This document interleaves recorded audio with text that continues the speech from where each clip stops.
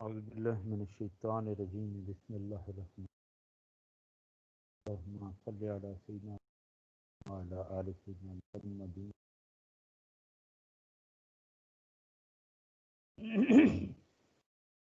آج کا ہمارا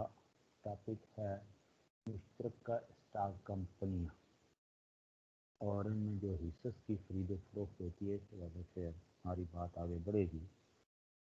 کہ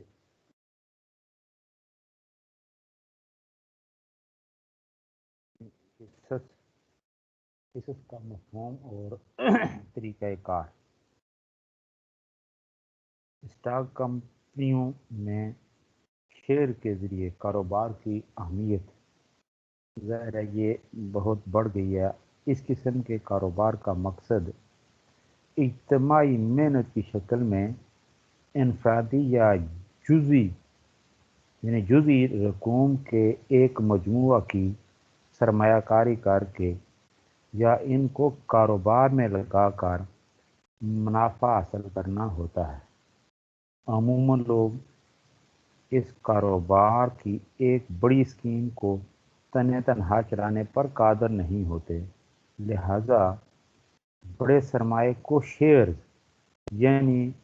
ان کاروباری دستاویزات یعنی کمرشل پیپر کے ذریعے تقسیم کیا جاتا ہے، جو اسٹاک ایکسچینج یا دیگر مارکیٹوں میں آفر کیے جاتے ہیں اور سینکڑوں افراد کی طرف سے جن کی قیمت ادا کی جاتی ہے ان کی قیمت ادا کی جاتی ہے۔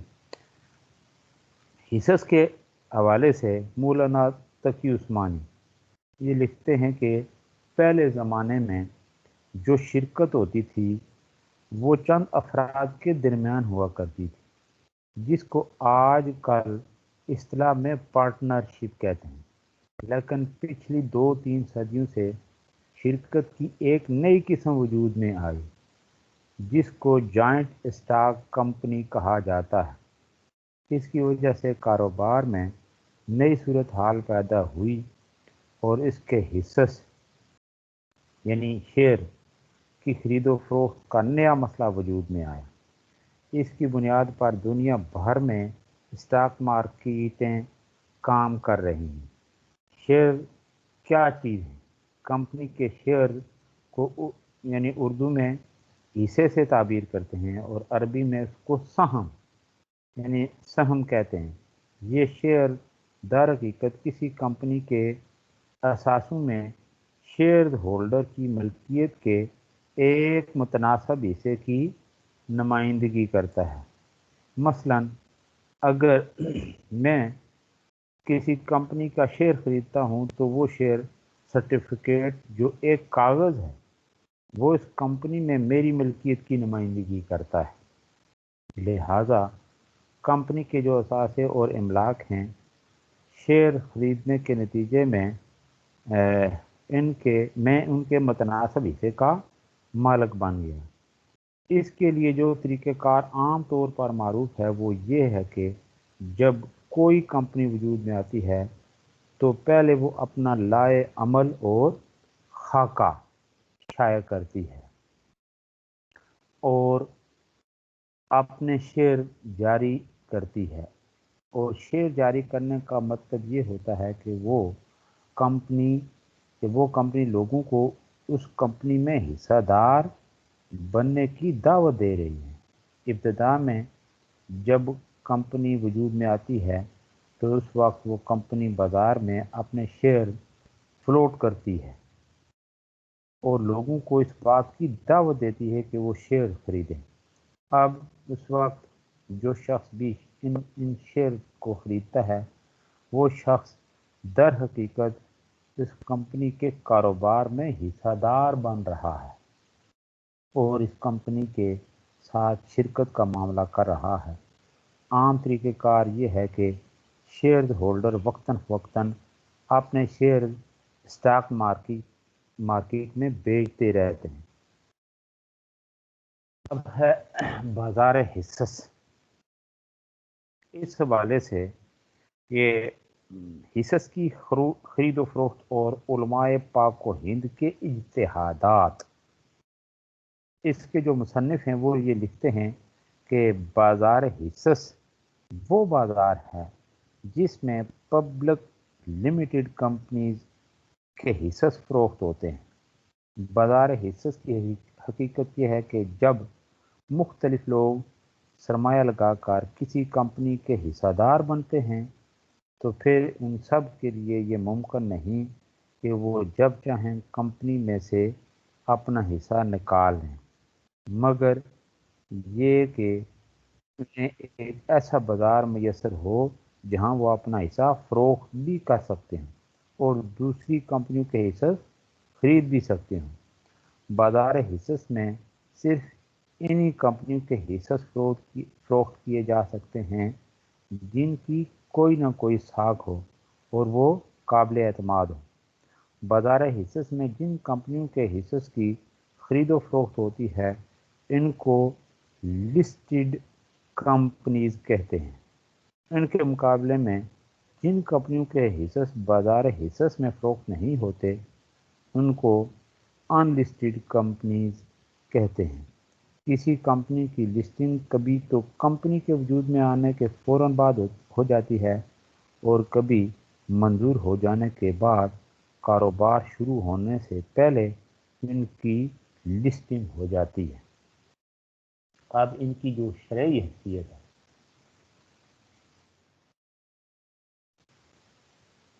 یہ ذرا اس میں گڑبڑ ہو گئی ہے، چل نہیں رہا تقریب۔ ہاں، شرعی حیثیت آپ اس اسکرین کے اوپر ملاحظہ کریں، حرام کاروبار کے لیے شیئر کی فروخت حرام ہے۔ اس حوالے سے یعنی اس میں کوئی شک نہیں کہ شراکت دار کمپنیوں کی طرف سے شرعاً حرام کاروبار کے سلسلہ میں جاری کیے گئے شیئر کی خرید و فروخت اور ان کی تجارت حرام اور کبیرہ گناہ ہے۔ ان حرام امور میں سے ہے جن کی آمدنی کا حصول اور جن سے فائدہ اٹھانا حرام ہے، مثلا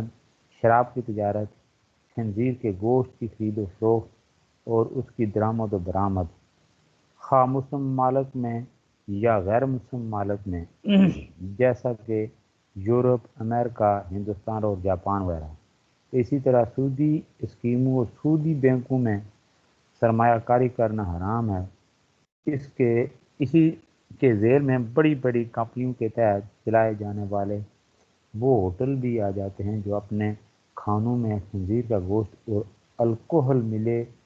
مشروبات پیش کرتے ہیں۔ نمبر 9 ہے جی کاروبار کے آغاز پر شیئر کی فروخت۔ کمپنی کے قیام کے بعد اور اس کے کاروبار کے آغاز اور اس اسکیم کو جس کے پیش نظر کمپنی کا قیام عمل میں لایا ہے، روبہ عمل لانے سے قبل خرید کیے گئے شیئر کو فروخت کرنا درست ہے۔ نمبر 3، انکم ٹیکس سے بچنے کے لیے سودی قرضوں کا حصول۔ عام ضرورت و حاجت کے سوا ایسی کمپنی کے شیئر خریدنا جائز نہیں جن کا کاروبار اور مقصد تو درست ہو لیکن انکم ٹیکس سے بچنے کے لیے انہیں کبھی کبھار سودی قرضے لینے پڑتے ہیں، اس لیے کہ ایسی صورت میں اصل سرمایہ حرام سے مخلوط ہو جاتا ہے، اور اس وجہ سے بھی کہ ایک ظلم کا حل کسی دوسرے ظلم یا حرام سے نہیں نکالا جا سکتا، لہذا ضرورت و حاجت کے وقت اور یعنی ظالمان ٹیکسوں کی وجہ سے اس قسم کے شیئر خریدنا درست نہیں، جائز نہیں۔ نمبر 9 ہے جی کہ سیکیورٹی بانڈ پر سود۔ اگر کوئی کمپنی ازروئے قانون اپنے سرمایہ کا ایک حصہ سینٹرل ریزرو بینک میں جمع کرنے کی پابند یا ضرورت کے شرعی اصول و ضوابط کے اعتبار سے اس پر مجبور ہو یا اسے سیکورٹی بانڈ خریدنے پڑتے ہوں جن کی وجہ سے اسے سود بھی ملتا ہو تو یہ ممنوع نہیں، لیکن شرط یہ ہے کہ سود سے جلد از جلد چھٹکارا حاصل کر لیا جائے اور اسے رفائی امور میں خرچ کیا جائے۔ یہاں سے یہ فقہا نے کوئی تھوڑی بہت اس حوالے سے یہ ٹچ دیا ہے کہ اس میں گویا کہ اس کا اپنا خواہش مرضی باقیات جہاں پہ کوئی مجبوری کی صورتحال آتی ہے، لیکن یہ کچھ گنجائش ہے، حقیقت صورتحال یہ ہے نہیں ہے بہرحال اس کے مستحق نہ کمپنی کے شرکاء ہیں اور نہ ہی کمپنی کی انتظامیہ کمیٹی۔ نمبر نیکسٹ ہے جی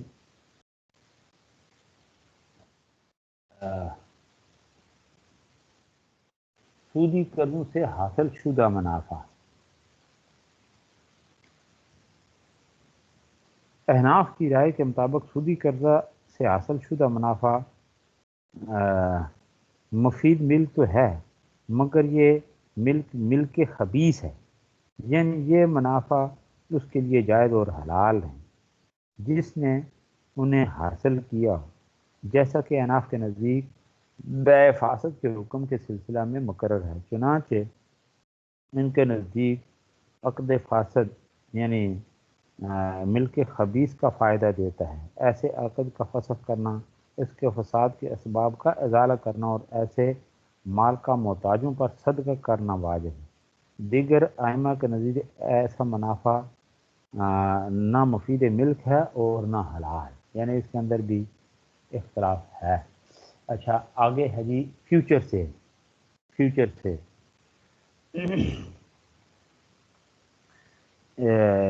اس کا مقصد یعنی فیوچر سیل جس کا مقصد شیئر خریدنا نہیں ہوتا، اس میں شیئر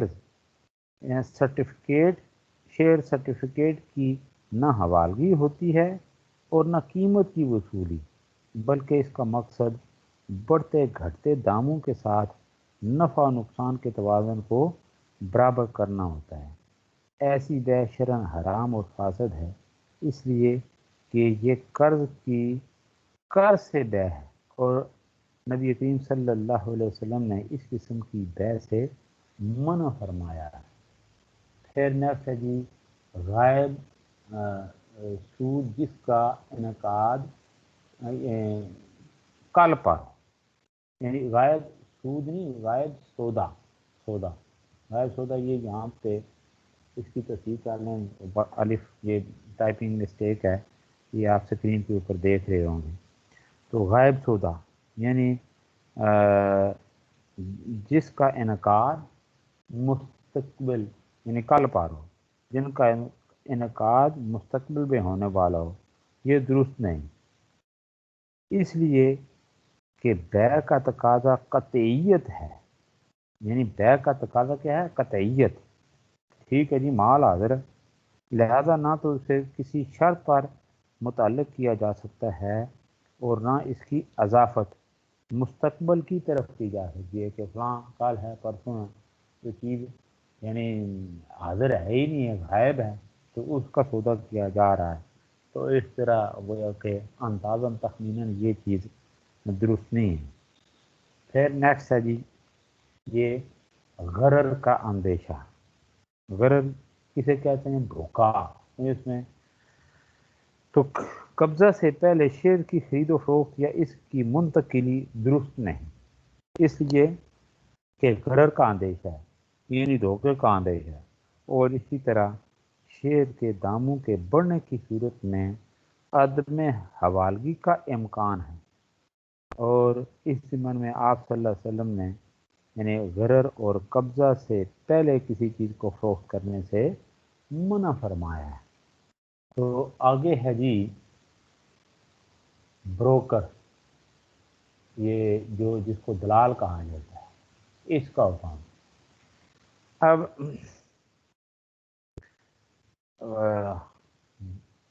بازار حصص جسے کہا جاتا ہے، یعنی اسٹاک ایکسچینج جسے کہتے ہیں، اس میں بحیثیت دلال کام کرنا جائز ہے یا ناجائز یا جائز نہیں، اس کا دار و مدار ان معاملات پر ہے جو ایک دلال انجام دیتا ہے۔ اس حوالے سے یعنی واضح رہنا چاہیے کہ ایک بروکر بحیثیت دلال شیئر کی خرید و فروخت سے متعلق کاروبار میں شیئر فروخت کرنے والوں اور خریدنے والوں کے درمیان یعنی 5 طرح سے رابطے کا کام دیتا ہے، 5 طرح سے۔ ان میں سے نمبر 1 ہے حاضر سودا۔ حاضر سودا یہ خرید و فروخت کی دلالی کا عام اور سادہ طریقہ ہے، اس لیے کہ جو چیز جو سودا ہے جس کے حوالے سے وہ یعنی یہ کرتا ہے، یہ یعنی بروکر ہوتا ہے، اس حوالے سے ظاہر ہے کوئی چیز نظروں سے اوجھل یا پوشیدہ نہیں ہے، تو دلال اپنے تعلقات اور معلومات کی بنا پر کسی شخص سے شیئر کی قیمت وصول کر کے یا اس وصولی کے لیے کسی شیئر ہولڈر سے شیئر خرید کر اس کے حوالے کرتا ہے اور اس دلالی پر اس شخص سے متعین معاوضہ یعنی کمیشن وصول کرتا ہے۔ نمبر 2 ہے جی دلال کا کمیشن کی خاطر خریدار کے لیے شیئر کی خریداری۔ بعض اوقات خریدار کے پاس رقم نہیں ہوتی تو دلال کمیشن کے حصول کے لیے اس کی طرف سے شیئر کی قیمت کا کل یا بعض حصہ ادا کر کے اس کے لیے شیئر خرید کر اس کے حوالے کر دیتا ہے۔ پھر کچھ دنوں تو خریدار کو قیمت کی ادائیگی کی مہلت بغیر سود کی ہوتی ہے، اس کے بعد دلال اس سے سود وصول کرتا ہے۔ اسے اصطلاح میں یعنی سیل آن مارجن کہتے ہیں۔ نیکسٹ دلال کا کمیشن کے لیے ظنی خریدار، یعنی دلال کا کمیشن کی خاطر ظنی یعنی گمان سے وہ دلال خریدار کو کمیشن کے لالچ میں ایسے شیئر فروخت کر دیتا ہے جنہیں اس نے خود بھی ابھی تک نہیں خریدا، محض اس توقع یا یقین پر کہ بعد میں خرید لوں گا۔ تو گویا کہ اس طرح سے وہ ایک اندازاً تخمینہ ذہنی طور پہ اس کو وہ جو ہے نا کمیشن کے لالچ میں وہ شیئر کو فروخت کر دیتا ہے۔ نمبر نیکسٹ ہے جی کہ فارورڈ سیل کا معاملہ۔ دلال اور خریدار کے درمیان خرید و فروخت سے متعلق معاملے کی نسبت مستقبل یعنی آئندہ آنے والی کسی مقررہ تاریخ کی طرف ہوتی ہے، یعنی دونوں کے درمیان خرید و فروخت کا معاملہ تو طے ہو گیا مگر اس مقررہ تاریخ سے قبل سودا وجود پذیر نہیں سمجھا جائے گا۔ اسٹاک ایکسچینج کی اصطلاح میں اسے فارورڈ سیل کہا جاتا ہے۔ اچھا نیکسٹ ہے جی فیوچر سیل۔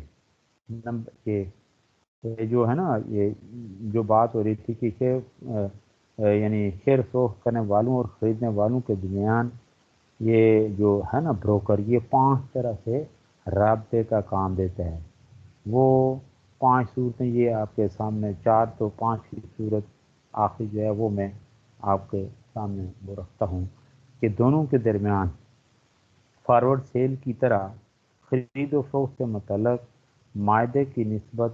مستقبل کی طرف ہوتی ہے مگر مقررہ تاریخ پر قبضہ مقصود ہی نہیں ہوتا۔ مقررہ تاریخ آنے پر دونوں نفع و نقصان کا فرق برابر کر لیتے ہیں۔ مثلا شیئر کی قیمت مقررہ تاریخ پر اگر بڑھ گئی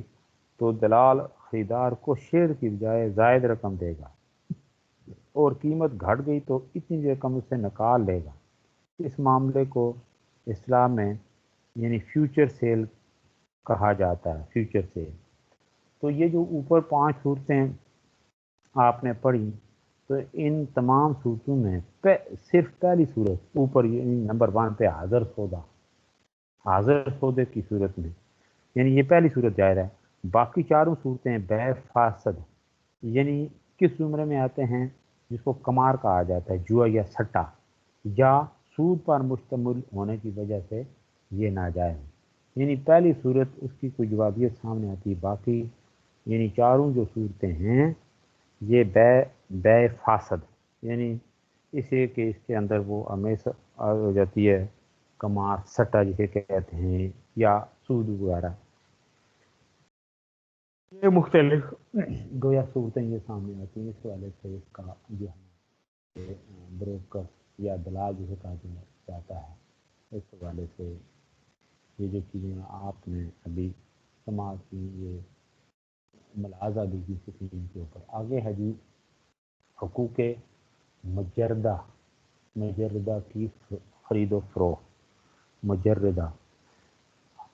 یعنی حقوق پر عوض لینے کی جو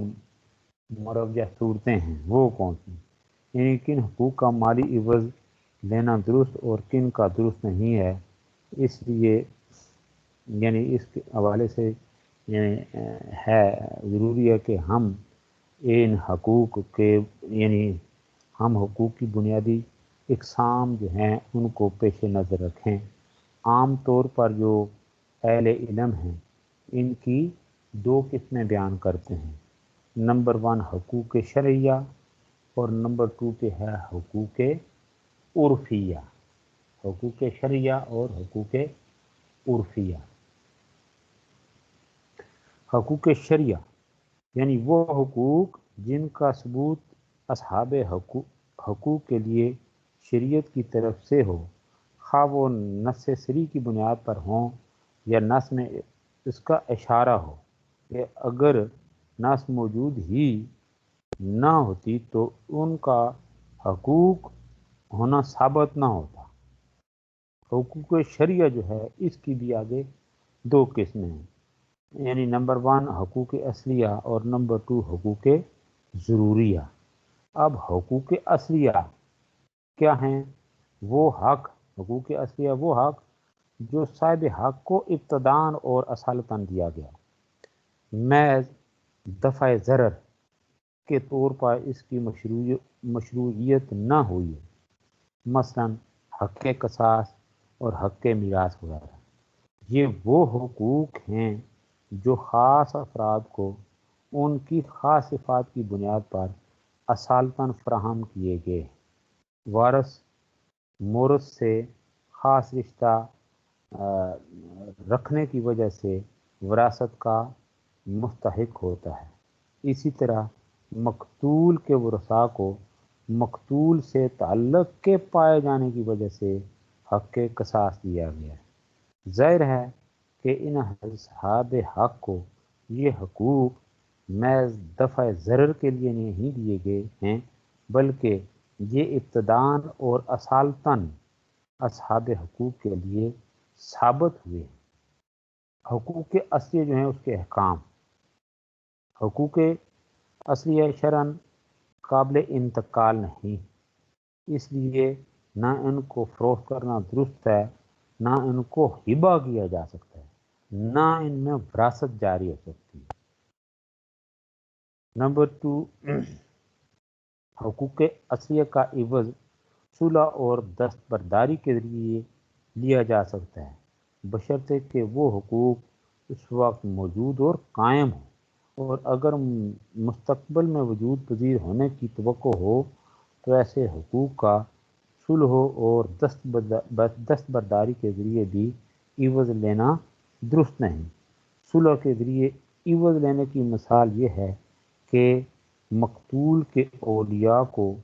اس بات کا اختیار حاصل ہے کہ وہ قاتل سے متعینہ مقدار میں مال لے کر صلح کر لیں، اور قاتل قصاص کے طور پر قتل کیے جانے سے مال دے کر بچ جائے۔ یہ گویا صاحب حق کا کچھ مقدار میں مال لے کر قاتل کی جان لینے سے باز رہنا ہے۔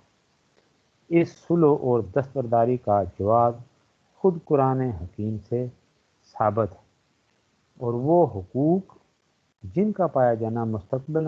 متوقع ہونے کی مثال ہے، وارث یعنی وارث کا حق مال وراثت میں، جبکہ مورث خود بقید حیات ہو، پس وارث کو اس بات کا حق نہیں ہے کہ وہ مورث کی زندگی ہی میں حق کے وراثت سے صلح یا دستبرداری کے طور پر عوض لے لے، کیونکہ جب تک مورث زندہ ہے وارث کا حق کے وراثت میں موجود قائم ہی نہیں، بلکہ یہ مستقبل میں متوقع حق ہے۔ مستقبل میں اس حق کا وقوع پذیر ہونا بھی ممکن ہے، اور یہ بھی ممکن ہے کہ وقوع پذیر ہی نہ ہو، اس طرح کہ وارث کا مورث سے پہلے ہی انتقال ہو جائے، یا یہ کہ وارث میں کوئی ایسی بات پیدا ہو جو وارث بننے میں مانع ہو، مثلا مرتد ہو جائے یا مورث کو قتل کر دے، اور وہ حق حق وراثت کا اہل ہی باقی نہ رہے۔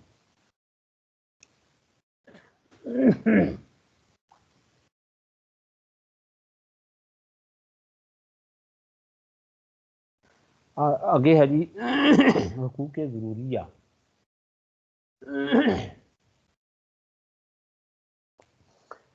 یہ حقوق شرعیہ کی دوسری قسم حقوق ضروریہ کی ہے، یعنی وہ حقوق جو اصحاب حق کو محض ضرر و نقصان دور کرنے کے لیے دیے گئے ہیں، اصالتاً ان کا ثبوت نہ ہو۔ حقوق ضروریہ کے زمرے میں حق شفع، حق حسانت وغیرہ آتے ہیں۔ مثال کے طور پر حق شفع ہے، شریعت نے یہ حق شفیع یعنی جو شفع کرنے والا کو دیا ہے۔ اس کا مقصد شفیع سے ضرر کو دفع کرنا ہے، مگر ظاہر ہے کہ یہ حق خلاف اصل ہے، کیونکہ اصل یہ ہے کہ فروخت کرنے والا اور خریدار جو معاملہ آپس کی رضامندی سے کریں وہ قابل اعتبار ہو، لیکن چونکہ ممکن تھا کہ شفیع یعنی جو شفع کرنے والا ہے کو آنے والے پڑوسی سے ضرر یا نقصان پہنچے، ضرر و نقصان پہنچے، اس لیے اسے یہ حق فراہم کیا گیا ہے، کسی تیسرے کو اس میں دخل دینے کا اختیار نہیں ہوگا۔ بس یہ حق ضرر دور کرنے کے مقصد سے دیا گیا ہے، نہ کہ اصالتاً۔ اب حقوق ضروریہ جو ہیں اس کے احکام، حقوق ضروریہ اور اس کے احکام، حقوق اصلیہ اور اس کے احکام، یہ ہو گیا حقوق ضروریہ اور اس کے احکام۔ حقوق ضروریہ کا عوض نہیں لیا جا سکتا، اس لیے نہ ان کو فروخت کرنا درست ہے، نہ ان کا ہبہ کرنا درست ہے، اور نہ صلح و دستبرداری کے طور پر ان کا عوض لینا جائے۔ اچھا، آگے ہے حقوق عرفیہ۔ حقوق عرفیہ، حقوق عرفیہ سے مراد وہ حقوق ہیں جن کا ثبوت عرف و عادات اور تعامل کی بنیاد پر ہو اور ان کے ثبوت پر نص موجود نہ ہو، جس طرح راستہ سے گزرنے کا حق، پانی کی نکاسی کا حق، پانی لینے کا حق اور اوپر جگہ لینے کا حق وغیرہ۔ یہ وہ حقوق ہیں جن کا ثبوت نہ کسی واضح نص ہے اور نہ نص کے اشارہ سے، بلکہ یہ عرف اور تعامل کی بنا پر ثابت ہوئی۔ اس لیے آپ نے اس والے سے یہ پڑھا ہوگا، عمران صاحب نے بخوبی پڑھایا ہوگا کہ اسلام فقہ کے جو بنیادی ماخذ ہیں وہ کتنے ہیں، وہ پتہ ہے نا آپ کو، یعنی پہلا ہے قرآن، پھر ہے سنت، پھر ہے اجماع قیاس، پھر اوپر ہے ضمنی ماخذ۔ ضمنی ماخذ میں یہ ساری چیزیں، یعنی 10-15-20 ہے، عرف ہے، رواج ہے، تعامل، یہ ساری چیزیں آپ نے پڑھی ہوں گی، تو یہ وہ چیزیں ہیں۔ اس لیے اس کو بعض اہل علم نے حقوق عرفیہ سے تعبیر کیا ہے، اور چونکہ عرف خود شریعت کی ایک اصل ہے اس لیے ان کا اعتبار کیا ہے۔ اچھا، ابھی میں نے بتایا کہ عرف تو ہے، اگر رواج کے طور پہ بھی جو اچھی چیز ہے رواج کے طور پہ، یعنی یہاں میں نے خود مثالیں آپ کو کافی دی ہیں۔ ایک مثال یہ بھی دی تھی آپ کو کہ دیکھیں کتنا بدنام زمانہ تھا وہ فرعون، تو لیکن اس کا ایک کام یہ ہے کہ اس نے یہ زمینوں کی بندوبست کا سلسلہ شروع کیا، آج تک یہ چل رہا ہے، اس کے اوپر کسی نے کوئی فتویٰ تو نہیں دیا آج تک کبھی، بلکہ یہ چیز ہے کہ جھگڑے باقی آگے ایک کے بعد دوسرا، اس کے بعد وہ یہ چیزیں ٹرانسفر ہوتی ہیں، پھر اس کے اندر دیکھیں جو صحیح حقیقی جو براسا ہیں، یہ ساری چیزیں یعنی جو چیزیں اچھی جہاں کہیں وہ ہیں اور رواج کے حوالے سے، تو وہ چیزیں بھی یہ اسلامی جو قانون ہے یعنی جو بنیادی ماخذ ہیں ضمنی یہ ان کو جگہ دی گئی ہے۔ تو بہرحال یہ کتب فقہ جو ہیں ان میں چند عرفی حقوق کا تذکرہ بہرحال موجود ہے، اور فقہاء نے اس بات کی بھی وضاحت کی ہے کہ کن حقوق عرفیہ کا مالی عوض لینا درست ہے اور کن کا نہیں۔ آگے ہے جی عرفی یعنی حقوق عرفیہ، اس کی اقسام، اور عرفی حقوق کو 3 زمروں میں تقسیم کیا گیا۔ نمبر اشیاء سے فائدہ اٹھانے کا حق، اور نمبر 2 حق اسبقیت اور حق عقد۔ پہلی قسم جو ہے اس سے مراد مادی اشیاء کے منافع سے استفادہ کا حق ہے۔ اس کی مختلف صورتیں جیسے راستہ سے گزرنے کا حق، پانی کی نکاسی کا حق، پانی لینے کا حق، جو ابتداء میں نے باتیں کی آپ سے۔ دوسری قسم وہ ہے جو کہ یعنی کہ جو چیزیں اصلا مباح ہوں، ان میں سے کسی چیز پر سب سے پہلے قابض ہونے کی وجہ سے انسان کو مالک بننے کا حق، حق اسبقیت جو یا اس مال کے ساتھ ایک خصوصیت حاصل ہوتی ہے، اسی کو حق اسبقیت کہا جاتا ہے۔ اچھا، تیسری قسم حق عقد ہے، اس سے مراد کسی دوسرے کے ساتھ عقد کو وجود میں لانے یا عقد کو باقی رکھنے کا حق ہے، مثلا مکانات اور دکانوں کو خالی کرانے کا۔ یہ مالک مکان یا دکان کے ساتھ عقد اجارہ کو وجود میں لانے یا اس کو باقی رکھنے کا حق ہے۔ آگے ہے جی حقوق کا عوض لینے کے سلسلہ میں جو بنیادی اصول ہیں وہ کون کون سے ہیں، اس طرف بہرحال آپ کو یہ بھی سکرین ہے، اس کے اوپر ذرا نظر۔ تو اس حوالے سے بعض حقوق وہ ہیں جن کے بارے میں اتفاق ہے کہ ان کا عوض نہیں لیا جا سکتا اور ان کی خرید و فروخت جائز نہیں۔ بعض حقوق وہ ہیں جن کو خود شریعت نے قابل معاوضہ قرار دی، اس سے ان کے بارے میں کوئی اختلاف نہیں۔ بعض حقوق جو عرف و رواج کی بنیاد پر قابل معاوضہ تسلیم کیے جانے لگے ہیں، ان کے سلسلے میں علماء اور جو ہے نا مفتیان شرع جنہیں کہا جاتا ہے یا ارباب افتاء، ان کے درمیان اختلاف رائے پایا جاتا ہے۔ تاہم اس دور کے اکثر اہل علم ان کو قابل معاوضہ تسلیم کرتے ہیں۔ ایسی صورت میں کچھ اصول و حدود کا یعنی کی جو تعیین ہے وہ بھی ضروری ہے، جن کو حقوق کے قابل معاوضہ ہونے اور نہ ہونے کے سلسلہ میں معیار بنایا جائے۔ تو اس حوالے سے یعنی حقوق مجردہ کی خرید و فروخت کے سلسلہ میں مختلف اہل علم اور خاص کر علامہ شامی جو ان نے جو بحث کی ہے اس کو مد نظر رکھتے ہوئے جو اہم نکات اخذ کیے جا سکتے ہیں وہ یہ ہیں۔ نمبر 1 یہ ہے عدم ثبوت۔ جو حقوق فی الحال ثابت نہیں ہیں بلکہ مستقبل ان کا پایا جانا متوقع ہے، ان کا عوض لینا کسی صورت میں جائز نہیں۔ مثلا حق وراثت کا عوض لینا، خود مورث یعنی ہی کی زندگی میں، خود مورث ہی کی یعنی صاحب جائیداد ہی کی زندگی میں۔ نمبر 2 پہ ہے ثابت شدہ حقوق، وہ حقوق جو ثابت حقوق کے لیے براہ راست ثابت ہوئے، نہ کہ دفع ضرر و مشقت کے طور پر، جن کی تفصیل میں گزشتہ ابھی بیان کر چکا۔ دفع یعنی نہ کہ دفع ضرر و مشقت کے طور پر وہ قابل انتقال بھی نہ ہو تو ان کا عوض لینا بیع کے طور پر جائز نہیں، البتہ ان پر مال کے بدلہ میں صلح کرنا اور اسے دستبردار ہونا جائز ہے۔ پھر نمبر 3 ہے دفع یعنی ضرر، وہ حقوق جو دفع ضرر کے لیے اصحاب حقوق کے واسطے ثابت ہوئے ہیں، ان کا عوض لینا بھی کسی صورت میں جائز نہیں، نہ تو بیعت کے طریقہ پر اور نہ صلح و دستور برداری کے ذریعے، مثلا شفع کا حق۔ اور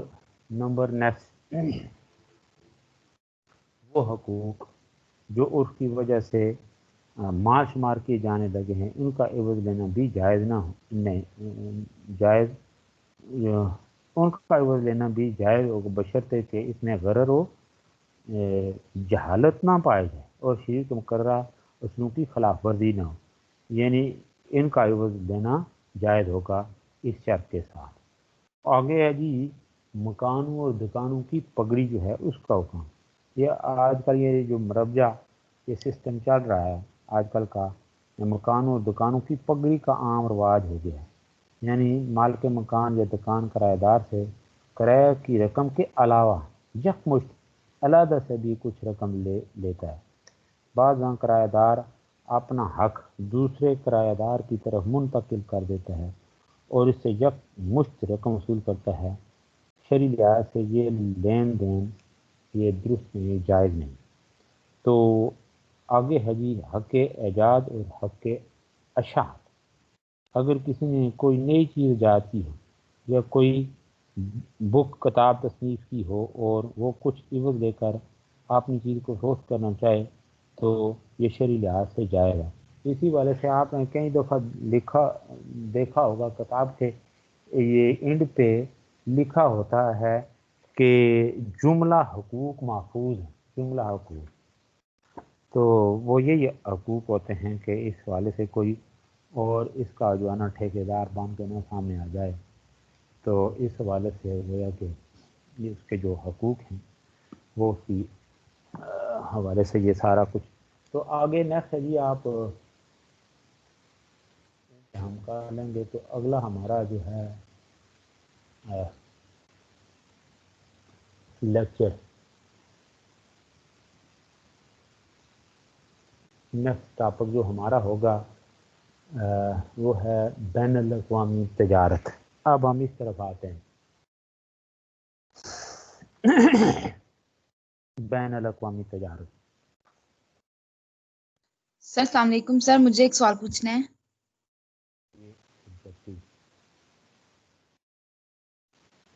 اب بین الاقوامی تجارت اس سے مراد کیا ہے، یعنی بین الاقوامی تجارت ہے کیا؟ بین الاقوامی تجارت سے مراد یعنی جیسا کہ اس لفظ سے ظاہر ہے، یعنی بین الاقوامی مختلف ممالک کے درمیان جو تجارت کا سلسلہ ہے، ایسا اس کے لفظ سے ظاہر ہے کہ مختلف ممالک کے درمیان تجارت ہے، یعنی مختلف ممالک کے درمیان تجارت ہے، لفظ سے ہی ظاہر ہے۔ جبکہ اندرونی اور ملکی تجارت سے مراد ایک ہی ملک کے مختلف حصوں کے درمیان تجارت ہوتی ہے، یعنی ملکی اور بین الاقوامی تجارت، یہ فرق واضح ہوگا۔ ہم جس دنیا میں رہتے ہیں وہ بہت سے ملکوں میں منقسم ہے، یہ ہماری دنیا، ان ممالک کے درمیان اشیاء اور سرمایہ کا ایک مسلسل بہاؤ جاری رہتا ہے، اور اس کی جو آگے ہم دیکھیں گے اس کے فائد ہیں، نقصانات ہیں، اس کی جو امپارٹنس ہے۔ اگر یہ بین الاقوامی تجارت کا یہ معاملہ نہ ہو، چیزوں کا جو ہے نا انٹرنیشنلی یہ لین دین، تو پھر کاروبار زندگی آپ دیکھیں پھر کس طرح رک کے رہ جائے، اس لیے کہ جس طرح ایک مرحلے پہ ہم نے آریت کے حوالے سے پڑھا ہے نا کہ ہر گھر کے اندر ضرورت کی تمام چیزیں میسر نہیں ہیں، ہر گھر کے اندر، یعنی کوئی اپنی کیپیسٹی طاقت یا جتنا کوئی امیر شخص ہو صاحب مال ہو وہ دعویٰ کرے کہ کوئی چیز، لیکن پھر بھی کوئی نہ کوئی کمی کسر وہ رہ جاتی ہے۔ تو اس حوالے سے ہمارے ایک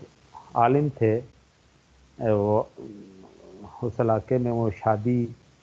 کے موقع پہ وہاں ان کو مدعو کیا گیا، انہوں نے اس حوالے سے بڑی خوبصورت باتیں کی، اور وہ اس دنیا سے اب چلے گئے، اللہ تعالیٰ ان کی مغفرت فرمائے، ان کے درجات اللہ بلند فرمائے۔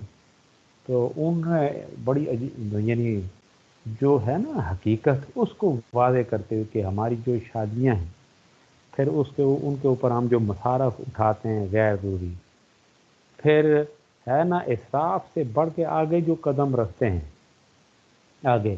ولا تبذروا تبذیرا، یعنی جہاں پہ خرچ نہیں کرنا وہ بھی پٹاخے، اچھا پتنی گولا بارود تو پتنی کیا کیا، پھر ہم وہ پھر اس قدر وہ ہوائی فائرنگ کا سلسلہ بھی وہ اکثر آپ نے وہ دیکھا ہے ٹی وی کے اوپر بھی بتاتے رہتے ہیں۔ پھر آج کل کا وہ عجیب قسم کا رواج ہے کہ بھائی گھڑیاں بھی دیتے ہیں، اچھا پھر پتہ نہیں کیا کیا جہیز والی وہ باتیں وہ سن سن کے تو موبائلوں کا وہ سلسلہ کہ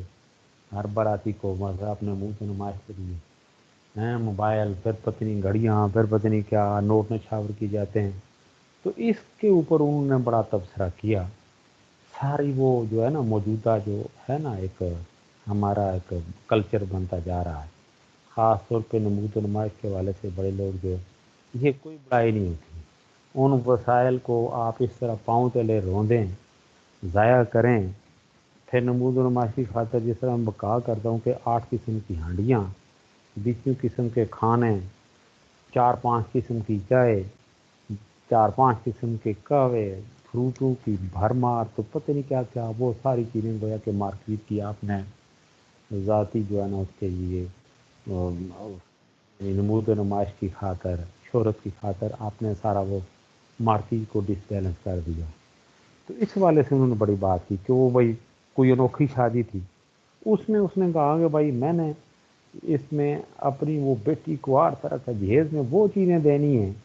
کہ جو آج تک یعنی کسی کے وہ گما، یعنی کوئی چیز میں نے چھوڑ نہیں۔ اب یہ ہے کہ ٹرکوں کے ٹرک بھرے جا رہے ہیں، ٹرکوں کے ٹرک بھرے جا رہے ہیں، ہر چیز اس میں ساری گھر کے اندر کی یعنی جو کچھ بھی بیرونی یہاں تک کہ گاڑی ساری چیزیں، مکان تو ہے۔ تو بہرحال یہ ہوا کہ اب جب یہ بارات دیکھیں نا پوری لاؤ لشکر سمیت وہ دیکھیں پورے اس کے سمیت وہ جس کو کہا جاتا ہے وہ جہیز، اس سمیت جب یہ دیکھیں لدے ہوئے ٹرک جا رہے ہیں، بارات جا رہی، تو راستے میں کہیں رکاوٹ آ گئی، یعنی سلائڈ پڑ گئی۔ جیسے آج کل بارش کا سیزن ہے یا نہ بھی ہو تو اچانک کسی وقت بھی کوئی زمین کا کوئی حصہ سرک سکتا ہے، سلائڈ پڑ گئی تو سب لوگوں نے کہا اس شخص نے تو ہر چیز دی ہے، تو دل سے نکالیں یہاں پہ کوئی جو ہے نا یہ مٹی الگ کرنے کے وہ دیکھیں رسیاں بھی وہ نکالیں اور ساتھ وہ بیلچا وغیرہ بھی نکالیں تاکہ جو ہے نا وہ کدال وغیرہ نکالیں تاکہ ہم یہ جو ہے نا اس کو کھود کے یہ جو مٹی پڑی ہوئی ہے اس کو جو ہے نا ہٹا کے تو گزرنے کا راستہ، یہ گاڑیاں گزرنے کا راستہ کلیئر کریں۔ تو اب وہ ظاہر ہے تلاش بسیار شروع کر دی، تو ظاہر ہے پھر اس کو بیچارے کو کیا پتہ تھا کہ راستے میں جاتے ان کے ساتھ یہ تو میں ساتھ گینچیاں بیلچے اور پھر رسیاں بھی تھیں، تو یہ چیز رہ گئی۔ تو سب لوگوں نے کہا اس سسرے نے دیا کیا ہے اس سے وہ مولانا نے یہ کہا کہ بھائی سارا کچھ دے کے گاڑیاں فلاں فلاں ہر طرح کی ضرورت اور تعیشات تک اس کو نے چھوڑا کسی بات کو، لیکن چونکہ امیجیٹ وہ ان کو جس چیز کی ضرورت پڑی وہ نہیں تھی، بیلچا نہیں تھا، تو انہوں نے کہا اس سسرے نے دیا کیا ہے، بڑا دعوے کرتا تھا کہ میں ہر چیز دوں گا، ایک بیلچا نہیں دے سکتا تو کیا ہے۔ جس طرح دیکھیں نا آپ انواع شام کے کہیں جائیں کھانے کھائیں سب کچھ، تو آپ کو چائے کا کپ نے کہا کیا پلا دیا، چائے بھی نہیں پلا سکا۔ تو بعض لوگ تو یعنی دیکھیں نا جو باتیں کرنے والے ہوتے ہیں، یعنی جو دعوے کرنے والے دعوے کرتے رہے اپنے دعوے میں کہاں تک پہنچ جائیں، تو اسی طریقے سے اوپر نقادان جو ہوتے ہیں تنقید کر رہے ہیں وہ بھی اپنی جگہ ان کی بھی کمی تو نہیں ہے۔ تو لہذا یہ جو ہے نا دین ہمیں اعتدال اور توازن سکھاتا ہے۔ تو اس حوالے سے بات جو جس طرح بڑھ رہی وہ یہ کہ اب جو بین الاقوامی تجارت ہے اس حوالے سے بات آگے بڑھ رہی تھی کہ ہر ملک اپنی ضرورت کی تمام تر چیزیں وہ پیدا تو نہیں کر سکتا، موجود ہوتی نہیں ہیں، تو کوئی کچھ کر رہا ہے، کہیں وہ دیکھیں کوئی سمجھی اعتبار سے کوئی ذریعہ اعتبار سے، تو اللہ تعالیٰ پھر یہ ہے جو قرآن مجید میں اللہ تعالیٰ کہ یہ معیشت جو ہے اللہ نے انسانوں کے درمیان اس کو تقسیم کیا ہوا ہے، کوئی کس کے لیے کام کر رہا ہے، کوئی کس کے لیے، کوئی گاڑیاں چلا رہا ہے، دیکھیں نا اس میں مانگنے والے بھی بیٹھتے ہیں، اس میں امیر بھی بیٹھتے ہیں، متوسط درجے باقی، اور یعنی وہ ایک نظام چل رہا ہے. کوئی دیکھیں وہ جہاد چل رہے ہیں، وہ ضرورت پوری ہوئی ہے. اب وہ کمپنیاں دیکھیں نا، وہ ملک چاہے وہ یعنی اگر وہ قومی آئے ہوئے ہیں وہ چیزیں وہ سنتے ہیں، تو وہاں پہ آپ دیکھیں ان کو حکومتوں کو فائدہ پہنچتا ہے. نجی کمپنیاں ہیں تو ان کو فائدہ ہے، تو ظاہر ہے نجی کمپنی آگے پھر بات اوپر حکومت کا کی جاتی ہے، اس کا انتظام حکومتیں ہی کرتی ہیں نا. تو اب یہ پھر وہ اس کے عوض میں ٹیکس باقی یہ جو ان کا ریویو وہ جنریٹ ہوتا ہے. تو گویا کہ بات یہ ہو رہی تھی مختصر طور پہ کہ یہ ہر ملک کسی نہ کسی انداز میں اپنی ضرورت کے ساتھ ساتھ دوسرے ملک بھی کی ضرورت بھی پوری کر رہا ہے، لیکن اس سے پس پردہ جو اس کے مقاصد ہوتے ہیں وہ ہے انکم. ٹھیک ہے نہیں، وہ وسائل گویا کہ اس کے وہ شیئر کرتا ہے دوسروں کے ساتھ اپنے وسائل. تو چنانچہ پھر اس کے نتیجے میں وہ اپنی ضروریات وہ پوری کرتا ہے، ان خدمات کو فروخت کر کے وہ اپنے جو ہے نا ضروریات وہ پوری کرتا ہے. تو میں نے ابھی بات کی اس میں یہ اکثر لوگ آپ میں سے سعودی عربیہ کے ہوں گے، وہاں پہ دیکھنا وہ وہاں پہ وہ صحرا ہے، بہت کم وہ جو ہے نا خطہ ایسا جہاں پہ وہ کھانے پینے کی چیزیں پیدا ہو سکتی ہیں. باقی دیکھیں ان کا وہ یعنی انحصار ہے، ان کی وہ کھانے پینے کی جو چیزیں ہیں پھل فروٹ ان کا انحصار وہ بیرونی منڈیوں پہ ہے، باقی ممالک کے اوپر ہے. اللہ نے دیکھے نا تیل کی دولت سے ان لوگوں کو نوازا ہوا ہے، باقی وسائل اور بھی اللہ نے بہت کچھ دیا ہوا ہے، لیکن اس کے نتیجے میں دیکھیں پھر یہ کہ وہ ضرور یعنی تیل کے مقابلے میں یعنی باقی چیزیں وہ باقی ملکوں سے جہاں پہ یہ جو ہے کھانے پینے کی جو اشیاء ہیں پھل فروٹ ہے باقی ایون اب تو دیکھیں نا حربی سامان آپ نے دفاع کے حوالے سے بعض ممالک ان کے پاس اتنا کچھ ہے نہیں، تو ظاہر ہے جو وسائل اللہ نے ان کو دیے وہ دوسروں کو جو ہے نا فروخت کر کے تو اب اپنی ضروریات کی چیزیں دفعہ تک یعنی وہ یہ کر رہے ہیں. تو اس والے سے اس کی جو امپورٹنس ہے اس کا انکار نہیں کیا جا سکتا. بین الاقوامی تجارت اس کے بغیر اب تو گزارا ہی مشکل ہے. اچھا جی، بات ہو رہی تھی بین الاقوامی تجارت یعنی ملکی اور بین الاقوامی تجارت کی. ابھی میں نے مختصر طور پہ وہ اس کا ذکر کیا. تو ہم جس دنیا میں رہتے ہیں وہ بہت سے ملکوں میں منقسم ہے. ان ممالک کے درمیان اشیاء اور سرمایہ کا ایک مسلسل بہاؤ جاری رہتا ہے. دنیا کوئی بھی ملک ایسا نہیں جو اپنی ضروریات ابھی میں بات کی کہ جو اپنی ضروریات کی تمام اشیاء اپنے یہاں پیدا کرتا ہے. تمام ممالک اپنی ضروریات کے لیے ایک دوسرے پر انحصار کرتے ہیں. اچھا مثال کے طور پر یہ انگلستان جو ہے یہ مشینیں بناتا ہے. اب ایک وہی نہیں، آپ دیکھیں آپ جرمنی جاپان امریکہ کئی ممالک ہیں. یہ ایک مثال سے بات کی ہے کہ کوئی ملک ہے جو مشینیں بناتا ہے، اور پاکستان یہ کسی زمانے میں آج تو اس حوالے سے انگلیاں اٹھ رہی ہیں کہ ہمارا جو تھا زری کپاس ہماری جو تھی تو اس کو ہم برآمد کرتے تھے، اور اسی والے سے ایک عرصے تک یہ ریفرنس دیا جاتا ہے کہ پاکستان کی جو کپاس ہے اس کا کوئی یعنی متبادل ہے نہیں. دنیا بھر میں سب سے اچھی کپاس یہ پاکستان کے اندر، لیکن یہ کہ ہمارا ایک حصہ جو ہے وہ الگ ہونے کی وجہ سے پھر اب یہ چیز بھی ہم سے جاتی رہی. تو یہ مثال میں دے رہا تھا کہ مثال کے طور پر انگلستان جو ہے مشینیں بناتا ہے اور پاکستان کپاس پیدا کرتا. پاکستان انگلستان کو کپاس بیچ کر اس کے عوض مشینری حاصل کرتا ہے. اس لحاظ سے بین الاقوامی تجارت تقسیم محنت اور افراد کے درمیان باہمی لین دین کی یعنی یعنی ایک لین دین کی جو ہے نا یہ اس کی یعنی حوصلہ افزائی ہوتی ہے، اس طرح یعنی اشیاء کا تبادلہ، پھر یہ کہ جو ہے نا پیسے دے کر اپنی ضرورت کی چیزیں، بین الاقوامی تجارت جو ہے اس کی تعریف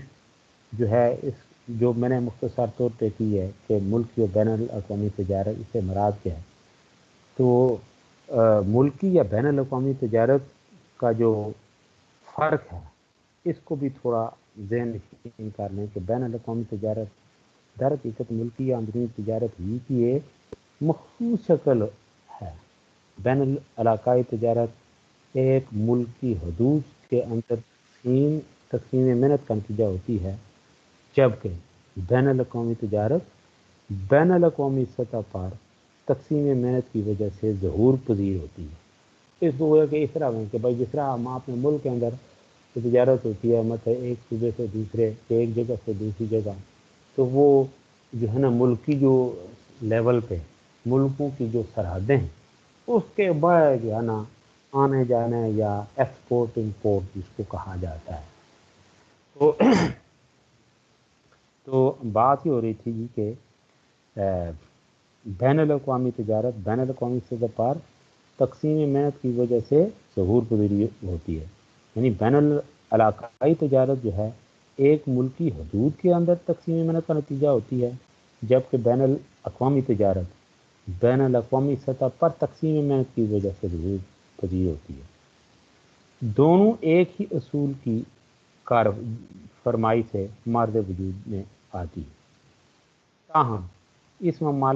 مماثلت کے باوجود دونوں کے مابین کئی پہلو میں فرق پایا جاتا ہے، دونوں میں یعنی کئی پہلو سے فرق پایا جاتا ہے۔ تو بین الاقوامی تجارت جو ہے اس کے جو ابھی جو میں نے فرق کی بات کی تو کن کن پہلو سے فرق پایا جاتا ہے وہ یہ ہے جو آپ سکرین کے اوپر دے رہے ہیں۔ نمبر 1 یہ یعنی حرکت پذیری، ایک ملک کے اندر آمرین پیدائش نسبتاً زیادہ حرکت پذیر ہوتے ہیں، لیکن دو ملکوں کے درمیان ان کی حرکت پذیری نسبتاً کم ہوتی ہے۔ اچھا جی، زبان، رسم و رواج، آب و ہوا اور نقل وطن کے قوانین کا اختلاف لے نا، یہ یہاں سے آپ کوئی چیز باہر لے جائیں گے تو پھر آپ کو کتنے پاپڑ دیں گے۔ ایون یہ آپ دیکھیں نا، یہ وہ مذہبی فریضے کی بجاوری کے لیے آپ حاجی کے لیے یا اللہ توفیق دے عمرے کے لیے آپ جائیں تو وہاں پہ آپ کو کتنا آپ دیکھیں نا جگہ جگہ پہ پوری انویسٹیگیشن، اور یہ تقاضا ہے آج کل کے دور میں، پہلے تو اتنا نہیں ہے، جتنی آپ دیکھیں نا یہ انسان ایک دوسرے کے لیے مشکلات پیدا کی، چراغیاں دوسرے کو یعنی وہ چکمہ دینے کی کوئی اتنا ہی دیکھے نا، پھر کتنا یہ کہ بھائی جو یہ من ہے کہ آپ ان چیزوں کو ساتھ نہیں لے جا سکتے، رکھ نہیں سکتے، شرعی لحاظ سے، اخلاقی لحاظ سے، قانون لحاظ سے وہ پابندی، ان پابندیوں کی جو لوگ پرواہ نہیں کرتے، بس تھوڑے سے ذاتی وہ جو ہے نا مادی فائدے کی خاطر لیکن نہ جائے وہ جو ہے نا وہ جس کو کاروبار کہا جائے، کاروبار کیا بس وہ ایک وہ کہتے ہیں کہ جان کا رسک لے لیتے ہیں، ایسی بدبختی ہے، یعنی یہ کتنی قیمتی چیز ہے انسان کی جان تک کہ وَلَقَدْ کرمنا بنی آدم، پھر اللہ تعالیٰ اس کو اتنا قیمتی قرار دیتے ہیں کہ مَنْ أَحْيَا فَكَأَنَّمَا أَحْيَا النَّاسَ جَمِيعًا، جس نے ایک جان کو بچایا اس نے ساری انسانی وجہ، جس نے ایک جان کو بچایا کہ اس نے ساری انسانیت کو طے کیا، تو ہمیں اس بات کی پرواہ ہی نہیں۔ تو یہی ہے نا جو ایک طرح کی وہ جس کو کہا جاتا ہے خودکشی، اور جس طرح کوئی شخص خودکشی کرے گا، جس طریقے سے بھی کوئی گرتا ہے پانی میں یا زہر کھاتا ہے یا اپنے آپ کو خدا نخواستہ کی طرح سے وہ، تو قیامت وہ دیکھنا جب وہ آخرت میں اس کے ساتھ ہی یشر ہوگا، یہ یشر ہوگا، اس لیے کہ اس نے آپ کی جان کو جس کو اللہ نے اتنا قیمتی بنایا، اتنی تکریم اور فضیلت بخشی، یہ اس کو کس طرح سے وہ ختم کر رہا بھی ایک طرح کی خودکشی ہے، ایک طرح کی نہیں بلکہ ہے ہی خودکشی کہ پابندی آپ یہ منشیات وہ لے کے مت آئیں تو وہاں یہ لے کے تو پھر وہاں سے گردن تو اترنی اس قانون سے، سعودی عربیہ کے قانون یہ جہاں گئے ہیں. تو بات یہ ہو رہی تھی کہ یہ مشکلات سست حرکت پذیری کے حوالے سے بات آگے بڑھ رہی تھی کہ قوانین ایسے ہوتے ہیں، اور پھر بعض ملکوں کے قوانین اسی لیے سخت بنتے ہیں کہ وہ جو ہے نا وہاں پہ جانے والے لوگ، وہاں پہ کاروبار کرنے والے لوگ تو جو جائز کا اس کو چھوڑ کے کسی اور چکر میں پڑتے ہیں، راتوں رات وہ ارب پتی، کروڑوں پتی، لاکھوں پتی کی تو بات ہی نہیں ہے. اب کروڑوں کی پتی کی بات بھی نہیں اور وہ جو ہے نا اربوں پتی اور خربوں پتی کی بات بنتی ہے. اب بعض بدبخت وہ جو ہے نا ان کی نظریں ہوتی ہیں کہ کس طرح یہ بل گیٹ بن جائے. یہ تو بات ہو رہی تھی کہ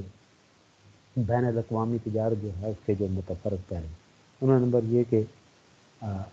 سست حرکت تھی کہ ایک ملک حدود کے اندر عاملین پیدائش ملک کے اندر عاملین پیدائش نسبت زیادہ حرکت پذیر ہوتے ہیں، لیکن دو ملکوں کے درمیان ان کی حرکت پذیر نسبت کم ہوتی ہے. مثلا یہ میں ساری کلیئر کر چکا ہوں. زبان، رسم و رواج، آب و ہوا اور نقل وطن کے قوانین، جہاں سے بات آگے بڑھی کا اختلاف ایک دوسرے سے، یعنی ایک ملک سے دوسرے ملک میں عاملین پیدائش کی آزادانہ حرکت پذیری کی راہ میں بہت بڑی رکاوٹ ثابت ہوتا ہے. ایک مزدور حصول معاش کی خاطر اپنے ملک کے مختلف حصوں میں حسب خواہش بآسانی جا سکتا ہے، لیکن بیرون ملک جانے میں بہت سی رکاوٹیں حائل ہوتی ہیں جن کی وجہ سے وہ اپنی خواہش کو عملی جامہ پہنانے سے قاصر رہتا ہے. اس طرح سرمایہ دار دوسرے ملکوں میں سرمایہ کاری کرنے کے خطرات منہ لینے کی بجائے اپنے ملک میں سرمایہ کاری کرنے کو ترجیح دیتے ہیں، کیونکہ وہ اپنے ملک کے حالات سے بخوبی آگاہ ہوتے ہیں. بین الاقوامی کو نمبر 2 ایک ملک یہ ہے مخصوص پابندیاں. نمبر نیکسٹ ہے مخصوص پابندیاں. ایک ملک کے اندر بالعموم اشیاء کی نقل و حمل اور تجارت پر محصولات یا رسدی حصہ رسدی کوٹا جسے کہا جاتا ہے وغیرہ کی پابندی نہیں ہوتی. اشیاء کی نقل و حمل آزادانہ ہوتی ہے، جبکہ بین الاقوامی تجارت کے میدان میں درآمد اور برآمد کرنے والے مالک کی طرف سے عائد شدہ متعدد پابندیاں یہ ہمارے مشاہدے میں آتی ہیں.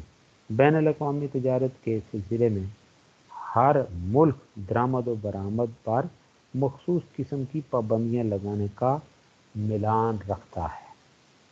نمبر 3 متفرق کرنسی. ہر ملک کی اپنی الگ کرنسی ہوتی ہے. ملک کے اندر حسابات کی اکائی جسے کہا یعنی زر ایک ہی ہوتی ہے ملک کے اندر، اور اشیاء کی قیمتیں اس اکائی یعنی زر کے حوالے سے ہی ظاہر کی جاتی ہیں. لیکن بین الاقوامی تجارت میں ایسا نہیں ہوتا. بین الاقوامی تجارت میں ہم نہ صرف اشیاء کے تبادلے اور ان کی قیمتوں کو قیمتوں کو ملحوظ رکھنا پڑتا ہے، بلکہ دونوں ملکوں کی کرنسیوں کی باہمی شرح مبادلہ کو بھی پیش نظر رکھنا ہوتا ہے. نمبر نیکسٹ ہے جی معلومات کا فقدان. اندرونی تجارت میں ملکی باشندوں کو منڈی کے حالات سے متعلق وسیع معلومات حاصل ہوتی ہیں، جبکہ عالمی منڈی کے متعلق لوگوں کو بہت کم معلومات دستیاب ہوتی ہیں. یہ تھا یعنی بین الاقوامی تجارت کے متفرق پہلو. اب بین الاقوامی تجارت کے فوائد.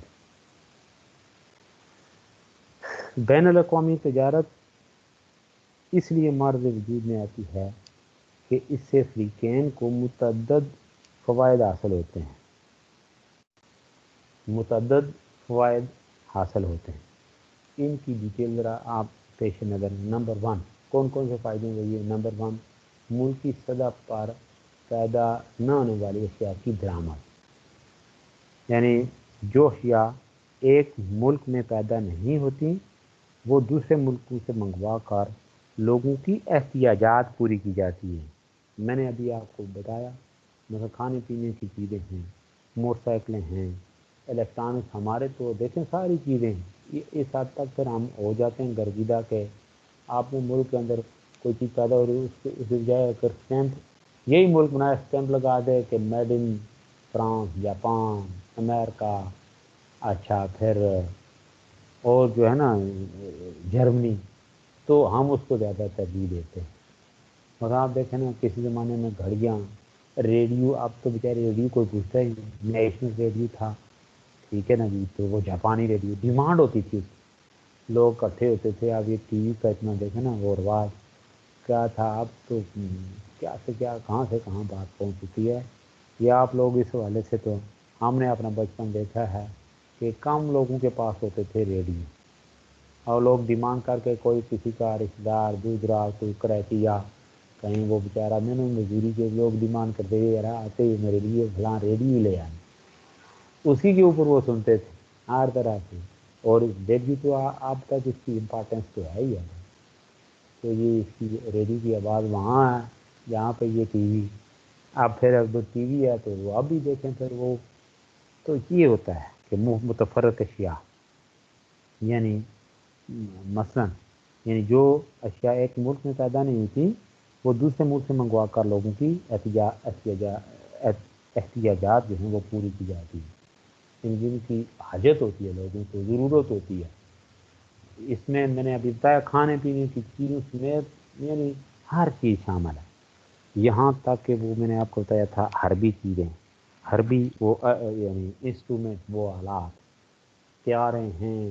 باقی وہ پتہ نہیں کیا کیا چیزیں جو ہے نا جو سامان حرب جنہیں کہا جاتا ہے، میزائل تک، اچھا پھر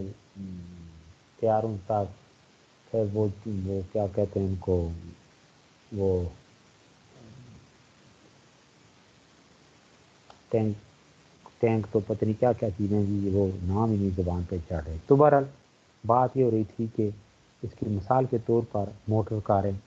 گھڑیاں، الیکٹرانک اشیاء یعنی جو پاکستان میں تیار نہیں ہوتی، جبکہ ہمارے لوگ ان اشیاء کو استعمال کرنے کی شدید خواہی رکھتے ہیں۔ ان اشیاء کو ہم دوسرے ملکوں میں سے درآمد کر لیتے ہیں کیونکہ ہمارے ملک میں ان کی منڈی یعنی طلب جو ہے وہ موجود ہے۔ نمبر نیکسٹ ہے جی اجارہ داری کی صورت میں مطلق فائدہ یا برتری۔ اجارہ داری کی صورت میں مطلق فائدہ، یہ بین الاقوامی تجارت کا فائدے ہیں نا، جن صنعتوں کو، جن فرموں کو یہ مکمل مقابلے کے بارے سے میں بات کی تھی، مکمل مقابلہ نہ ہو، یہ اجارہ داری ہو، تو پھر آپ دیکھیں کیا پھر جو چاہیں یعنی سیاست کے مالک ہو جاتے ہیں، جس طرح چاہیں اس کی قیمت کا تعین کریں۔ پھر یہ کہ ایک وہ جو ہے نا وہ اجارہ داری قائم کرنے کے لیے بعض صنعتیں، بعض فرمیں دوسروں کو بگانے کے لیے اپنی اجارہ داری قائم کر لیے اوچھے اسٹنڈوں کے اوپر اتر آتے ہیں، اور یہ اب دیکھیں نا ملکوں نے یہی کرنا شروع کیا ہوا بعد میں۔ تو یہ نمبر 2 پہ جس طریقے کے اوپر اجارہ داری کی ضرورت ہے مطلق فائدہ یا برتری، ہو سکتا ہے کہ ایک ملک کو اجارہ داری کی بنیاد پر یعنی بنا پر ایک شے کی پیداوار میں مطلق فائدہ یا برتری آتی، اور دوسرے ملک اسے یہ شے درآمد کرنے پر مجبور ہوں۔ یہ مطلق فائدہ کسی خاص خام مواد کی دستیابی، آب و ہوا، زمین کا معیار یا معدنی وسائل کی موجودگی کا نتیجہ ہوتا ہے۔ مثال کے طور پر پاکستان کو پھر وہی ہے، پاکستان کو اعلیٰ درجے کی پاس پیدا کرنے میں مطلق فائدہ ہے۔ پٹسن کی پیداوار کے لیے بنگلہ دیش اور ربڑ کی پیداوار کے لیے انڈونیشیا کو یہی مطلق فائدہ ہے۔ جن مالک کو ان اشیاء جن ممالک کو ان اشیاء کو اپنے ہاں پیدا کرنے میں اس نوعیت کی برتری حاصل نہیں، وہ خارجہ تجارت کے ذریعے یہ اشیاء حاصل کر لیتے ہیں۔ تو اب تو میں نے مثال دی، اب تو دیکھیں حربی نقطۂ نظر سے پھر امریکہ کہاں اسٹینڈ کرتا ہے۔ F-16 اگر دیکھیں پاکستان کو یہ وہ دے گا تو کن شرائط کے اوپر، ایون یہ کہ اب بہت ساری صورتیں ہیں، بہت سارے معاملات ہیں ان کی ڈیسک میں گئے تو بات خاصے آگے تک بڑھتی ہے. تو کس طرح پھر وہ جو اجارہ دار کمپنیاں ہیں وہ اپنے فائدے کے لیے ایون یہ کہ آپ دیکھیں نا، میں نے تو یہاں تک سنا کہ پاکستان کے اندر دیکھیں یہ جو ہے وہ کمپنیاں مثلا گاڑیوں کی جو ہے ہونڈا ہے، دوسری ہے وہ سوزوکی ہے، ان کے لیے عجیب عجیب وہ اوشیا اسٹنڈے ہیں. وہ اس وجہ سے کہ قیمتیں پیچھے نہ، قیمتیں اوپر ہی اوپر جائیں، اسی لیے وہ ماڈل کوئی 2-4 سال کے لیے کوئی وہ چینج کرتے رہتے. نمبر نیکسٹ ہے جی فاضل پیداوار کی نکاس. بین الاقوامی تجارت کے ذریعے ایک ملک اپنی فاضل پیداوار کا نکاس کر سکتا ہے. دنیا میں بہت سے ملک ایسے ہیں جو اپنی ملکی ضرورت سے زیادہ اشیاء پیدا کرتے ہیں. ان مالک کی خواہش یہ ہوتی ہے کہ وہ اس فاضل پیداوار کو دوسرے ملکوں کی منڈیوں میں فروخت کر دیں. خارجہ تجارت کے ذریعے وہ اپنا یہ مقصد حاصل کر لیتے ہیں. اگر بین الاقوامی تجارت کا وجود نہ ہو تو فاضل پیداوار رکھنے والے ممالک بڑی مشکل میں گرفتار ہو. مثال کے طور پر اگر سعودی عرب اپنا زائد از ضرورت تیل اور برازیل اپنی کافی برآمد نہ کر سکے تو ان ملکوں کے لیے بڑی دشواریاں پیدا ہو سکتی ہیں. یعنی فاضل پیداوار کی نکاس. آگے ہے آفات ناگہانی. بعض ناگہانی آفات جو ہیں یعنی ارضی و سماوی، مثلا قحط، سیلاب، سمندری طوفان، قلت خوراک وغیرہ بھی مختلف ممالک کو اشیاء کے بین الاقوامی تبادلے پر مجبور کر دیتی ہیں. بین الاقوامی تجارت کے ذریعے ہی کوئی آفت زدہ ملک ہنگامی ضرورت حاصل کر کے اپنی معیشت پر قابو پانے کے قابل ہو جاتا ہے. نیکسٹ ہے جی مصارف پیدائش میں کمی. خارجہ تجارت کے معرض وجود میں آنے کا ایک سبب یہ بھی ہوتا ہے کہ ایک ملک ایک شے کم مصارف پر اپنے ہاں پیدا نہیں کر سکتا. مثال کے طور پر ایک زمانے میں یہ ایڈم سمتھ اس نے لکھا کہ اسکاٹ لینڈ اپنے ہاں انگوروں کی کاشتکاری یعنی انگوروں کی کاشت کر کے بڑی اچھی شراب تیار کر سکتا ہے، لیکن اس شراب خانہ خراب کو ملک میں پیدا کرنے کے مصارف بیرون ملک میں درآمد کرنے کی نسبت 30 گنا زیادہ ہوں. اس لیے ایک ملک اس شے میں تخصیص کر لیتا ہے جسے وہ اپنے ہاں کم مصارف پر پیدا کر سکتا ہے اور اس کے عوض دوسرے ممالک سے وہ اشیاء حاصل کر لیتا ہے جسے وہ اپنے ہاں زیادہ مصارف پر پیدا کر سکتا ہے. اسی طریقے سے نیکسٹ ہے جی غریب اور پسماندہ ممالک مستفید ہو سکتے ہیں. کس سے؟ بین الاقوامی تجارت. تو بین الاقوامی تجارت کا ایک فائدہ کیا ہے کہ غریب اور پسماندہ ممالک اسے مستفید ہو. غریب اور پسماندہ ممالک اپنی بین الاقوامی تجارت کے ذریعے اپنی معیشت کو تیز رفتاری سے ترقی دے سکتے ہیں. خارجہ تجارت کی بدولت ان ممالک کو فنی مہارت، صنعتی تجربہ اور پیدائش کے جدید طریقوں پر رسائی حاصل ہو جاتی ہے. یہ ممالک بین الاقوامی تجارت کے ذریعے سائنسی تحقیق درآمد کر کے اپنی معاشی ترقی کی رفتار کو تیز کر سکتے ہیں. یہ تو ہم پڑھ دیں، لیکن اس کے ساتھ پھر جذبہ ہو، پھر ادارے بنانے کی وہ جو ہے نا وہ پھر اپنے آئندہ مستقبل کا لوگوں کو خیال ہو، اپنی وطن سے محبت ہو، تب یہ ساری چیزیں ہو سکتی ہیں. ادروائز پھر جس طرح وقت گزر رہا ہے دفعہ وقتی کے لیے تو یہ آج کل کی جو مروجہ پالیسی ہے. اچھا نیکسٹ ہے جی کم مصارف کے باوجود خارجہ تجارت کو ترجیح دیں. بعض اوقات ایسے ملک اپنے ہاں کم مصارف پر اشیاء پیدا کر لینے کے باوجود خارجہ تجارت اور درآمد کو ترجیح دیتا ہے.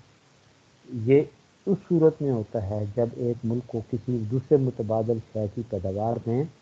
دوسرے ملک کے مقابلے میں زیادہ برتری حاصل ہوتی ہے۔ مثال کے طور پر کس نے کہا تھا کہ چرچل ہیں 1940 میں برطانیہ کا جو وزیر اعظم تھا، اپنے ملازم کے مقابلے میں وہ اپنا کھانا بہتر طور پر تیار کر سکتا تھا۔ یہ دیکھیں نا، یہ کہا جاتا ہے، یہ ایک مثال کے واضح ہے کہ وہ جو تھا اپنے ملازم میں اپنا کھانا جو ہے وہ بہتر طور پر تیار کر سکتا تھا۔ اس کے باوجود اس کی نظر میں کھانا تیار کرنے کے لیے ایک ملازم رکھنا بہتر تھا۔ وجہ یعنی کیونکہ ملازم رکھ کر وہ جس قدر وقت بچا لیتا تھا ملک کی نظم و نسق چلانے اور جنگ عظیم 2 میں فتح حاصل کرنے کے لیے وہ استعمال کر سکتا تھا۔ گویا کہ آپ نے وقت کو بھی کہ ٹھیک ہے وہ کام تو میں بہتر طور پہ کر سکتا ہوں، ٹھیک ہے نا، وہ چیز فلاں ملک سے تو بہتر طور پہ اس ملک میں تیار ہو سکتی ہے، لیکن اس میں جو وقت ہے باقی دیگر کچھ اس کے اندر اگر کوئی جو ہے نا حکمت اور مصلحت ہے تو اس حوالے سے اس کی خاطر پھر وہ اس بات کو ترجیح دیتے ہیں بعض لوگ کہ بھائی ٹھیک ہے یہ چیز کھائیں تو وہ کر لیتے ہیں کہ یہ فلاں چیز کا نقصان ہے، ٹھیک ہے۔ تو اب یہ ہے کہ اس کے جو فائدے ہیں ہاں اس کے جو فائدے ہیں اس کے نقصانات بھی ہیں۔ تو اب ہم آتے ہیں فائدے کے بعد بین تجارت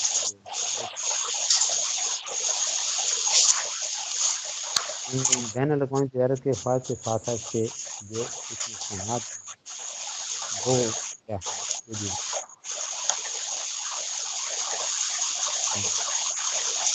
نمبر 1 قدرت کے وسائل۔ تجارت کی وجہ سے کسی ملک کے قدرتی وسائل کے ختم ہونے کا بھی خطرہ پیدا ہوتا ہے۔ یہ خطرہ ہے فارسٹری فرق ہونے کا بعض معدنیات کے سلسلے میں پیدا ہوا، کیونکہ انگریزی کے دور حکومت میں تقریباً 2 سال تک یہاں سے یہ معدنیات انگلستان کو برآمد کی جاتی رہی اور بالآخر ان کے ذخائر ختم ہوئے، اور بعض لوگوں سے میں یہ سنا ہے کہ ان ذخائر یہ پر کسی کا ہی آج تک مائک یہ کرتے ہیں۔ ایسا تو نہیں چاہیے بس وہ لوگوں کو جو نا وہ بلا کے اگر کہ حامیت دیکھیں نا اپنی بھی ہے، لیکن یہ کہ انہوں نے جو کچھ کیا ہے اور اپنے پاس سے تو نہیں کیا، ان وسائل کو استعمال میں زیادہ فائدہ خود اٹھایا، اپنے کے لیے جو ہے نا یہاں سے کثیر سارے وسائل وہاں پہ لے گئے، بعض چیزیں معدنیات تو بعض لوگوں سے میں نے سنا ہے کہ وہ لوٹ مچا کے یہاں سے گئے۔ تو آپ دیکھیں نا اب اسی کی بنیاد پہ آگے پھر وہ ساری چیزیں دیکھیں نا عیاشیاں کر رہے ہیں۔ پھر نمبر 2 نکالی، نکالی کا جو دروازہ ہے اس سے وہ کھلتا ہے، ایک نقصان یہ ہوتا ہے یعنی خارجہ تعلقات ایک دوسرے کی نکالی کا دروازہ کھول دیتے ہیں، باب نکالی جسے کہا ہے وہ کھل جاتا ہے۔ یہ صورتحال بالعموم نمائشی اور تعیش کی اشیاء کے سلسلے میں دیکھنے میں آتی ہے۔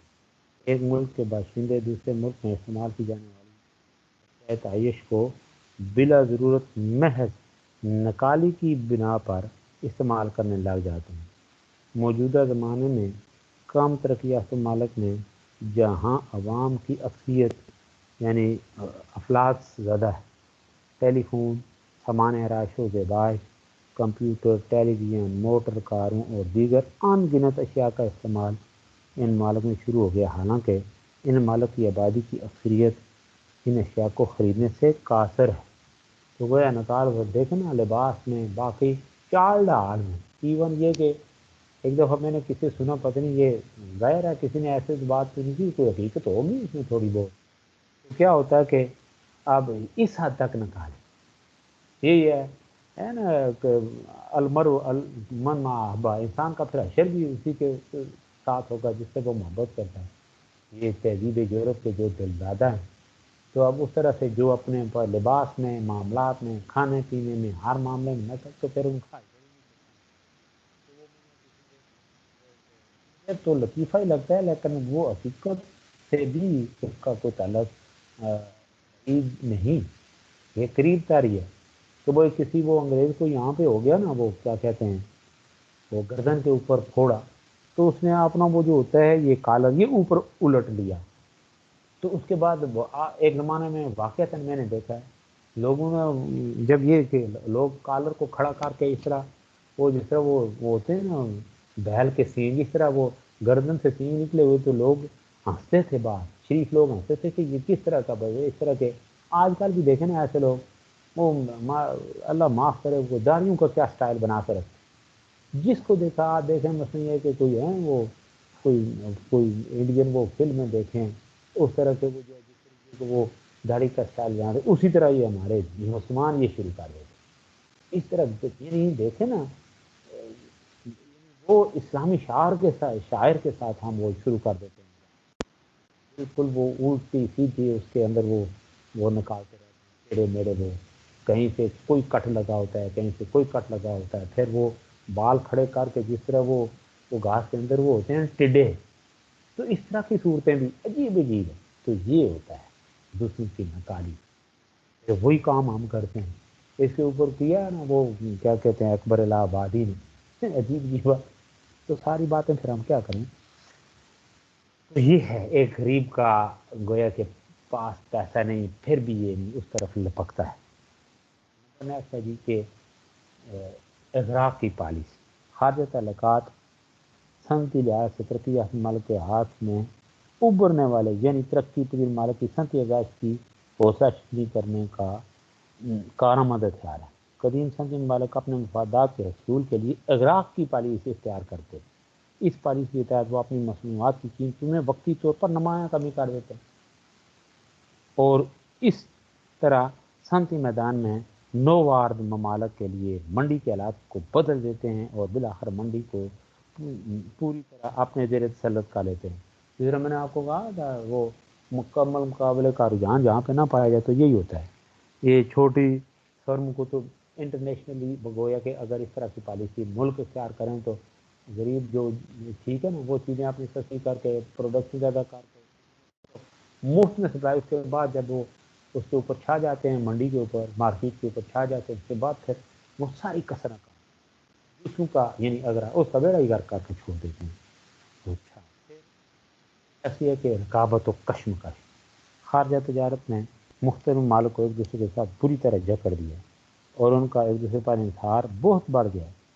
یہ باہمی انحصار جنگ، ناکہ بندی اور معاشی بحران وغیرہ کے وقت، اور یہ دیکھیں نا کتنا یہ دیکھیں نا سعودی عربیہ کے تمام وسائل یہ امریکہ ہڑپ کر کے آپ دیکھیں نا وہ یہ ٹرمپ نے یہ آپ نے اس میں ٹی وی کے اوپر کئی مرتبہ میں نے سنا، اور ایک زمانے میں یہ ایک زمانہ کیا یہ جو ہے نا کوئی میرے خیال میں دو چار 8 یا ہفتے گزرے 10 ہفتے یعنی 2 ماہ کے لگ بھگ میں نے یہ سنا خود کہ وہ ٹرمپ نے کہا کہ یہ ہے نا سعودی عربیہ جو ہے اس کی ہم وہ دیتے ہیں، اس کا تحفظ جو ہے ہماری وجہ سے، ہم ہاتھ کھینچ لیں تو یہ اس کا وجود جو ہے نا برقرار نہیں رہ سکتا، ہمیں پورے جو ہے نا ہم اس کی پروٹیکشن کرتے ہیں، ہمیں پوری طریقے سے یہ وسائل فراہم کریں، یعنی اس حد تک وہ بگڑ جاتے ہیں جن کے پاس دیکھیں اس طرح وہ ٹیکنالوجی ہے، یہ رقابت و کشمکش کی جب بات آگے بڑھتی ہے تو اس حد تک وہ تو بات یہ ہو رہی تھی کہ یہ باہمی انحصار جنگ، ناکہ بندی اور معاشی بحران وغیرہ کے وقت تمام ممالک کے لیے زبردست مصیبت بن جاتا ہے، بعض اوقات محض یعنی کسی آبی گزرگاہ مثلاً اور مثال نہر سویز کی بندش کی وجہ سے ممالک کے معاشی حالات تل پٹ ہو جاتے ہیں، آپ دیکھیں یہاں پہ یہ جو آبی گزرگاہ ہے ٹھیک ہے نا، آبی گزرگاہ کسی سمندر کے اندر کوئی جادو کا چلنا ہے، آپ دیکھیں یہ اس طرح کا ہے آپس میں پھر ایران کا وہ صورت حال دیکھیں، پھر کب جب کبھی کوئی گڑبڑ ہو جائے کوئی وہ کسی وہ جہاز کو روک لیں تو پھر یہ دیکھیں نا کتنی ٹینشن، پورا وہ جو ہے نا گلف یا مڈل ایسٹ جو ہے یہ وہاں کے جو حالات ہیں بالکل پھر اب کیا ہوگا، کسی ایک کی تھوڑی سی لفظ کی وجہ سے سارا جو وہ ہے نا اس جو ہے یہ کہیں ایسے وہ نہ ہو کہ بس وہ کسی آزمائش کا شکار ہو جائے. تو ایسا بھی باہمی انصار تجارت کا انحصار منڈی کی وسعت پر ہوتا ہے. غیر ملکی منڈیاں حاصل کرنے کے لیے مختلف ممالک کے درمیان کشمکش پیدا ہو جاتی ہے. ان کے تجارتی مقاصد متصادم ہو جاتے ہیں. بعض اوقات غیر ملکی منڈی کے حصول کی کشمکش مختلف ملکوں کے درمیان جنگ اور جارحیت کا باعث بن جاتی ہے. بہرحال یہ ہے جی بین الاقوامی تجارت کے جو فوائد ہیں. تو اب اسلام اور بین الاقوامی اسلام اور بین الاقوامی تجارت یا لین دین، اس والے سے پھر اب ہم آگے بات بڑھاتے ہیں کہ اس والے سے اسلام کیا کہتا ہے.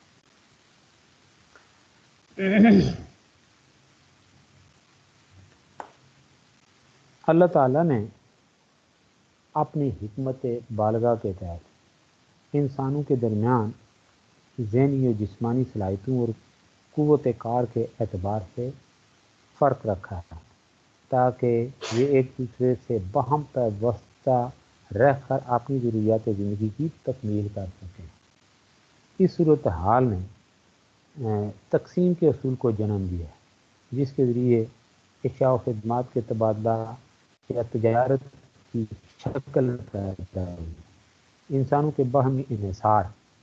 نے جس طرح کسی ملک کے اندر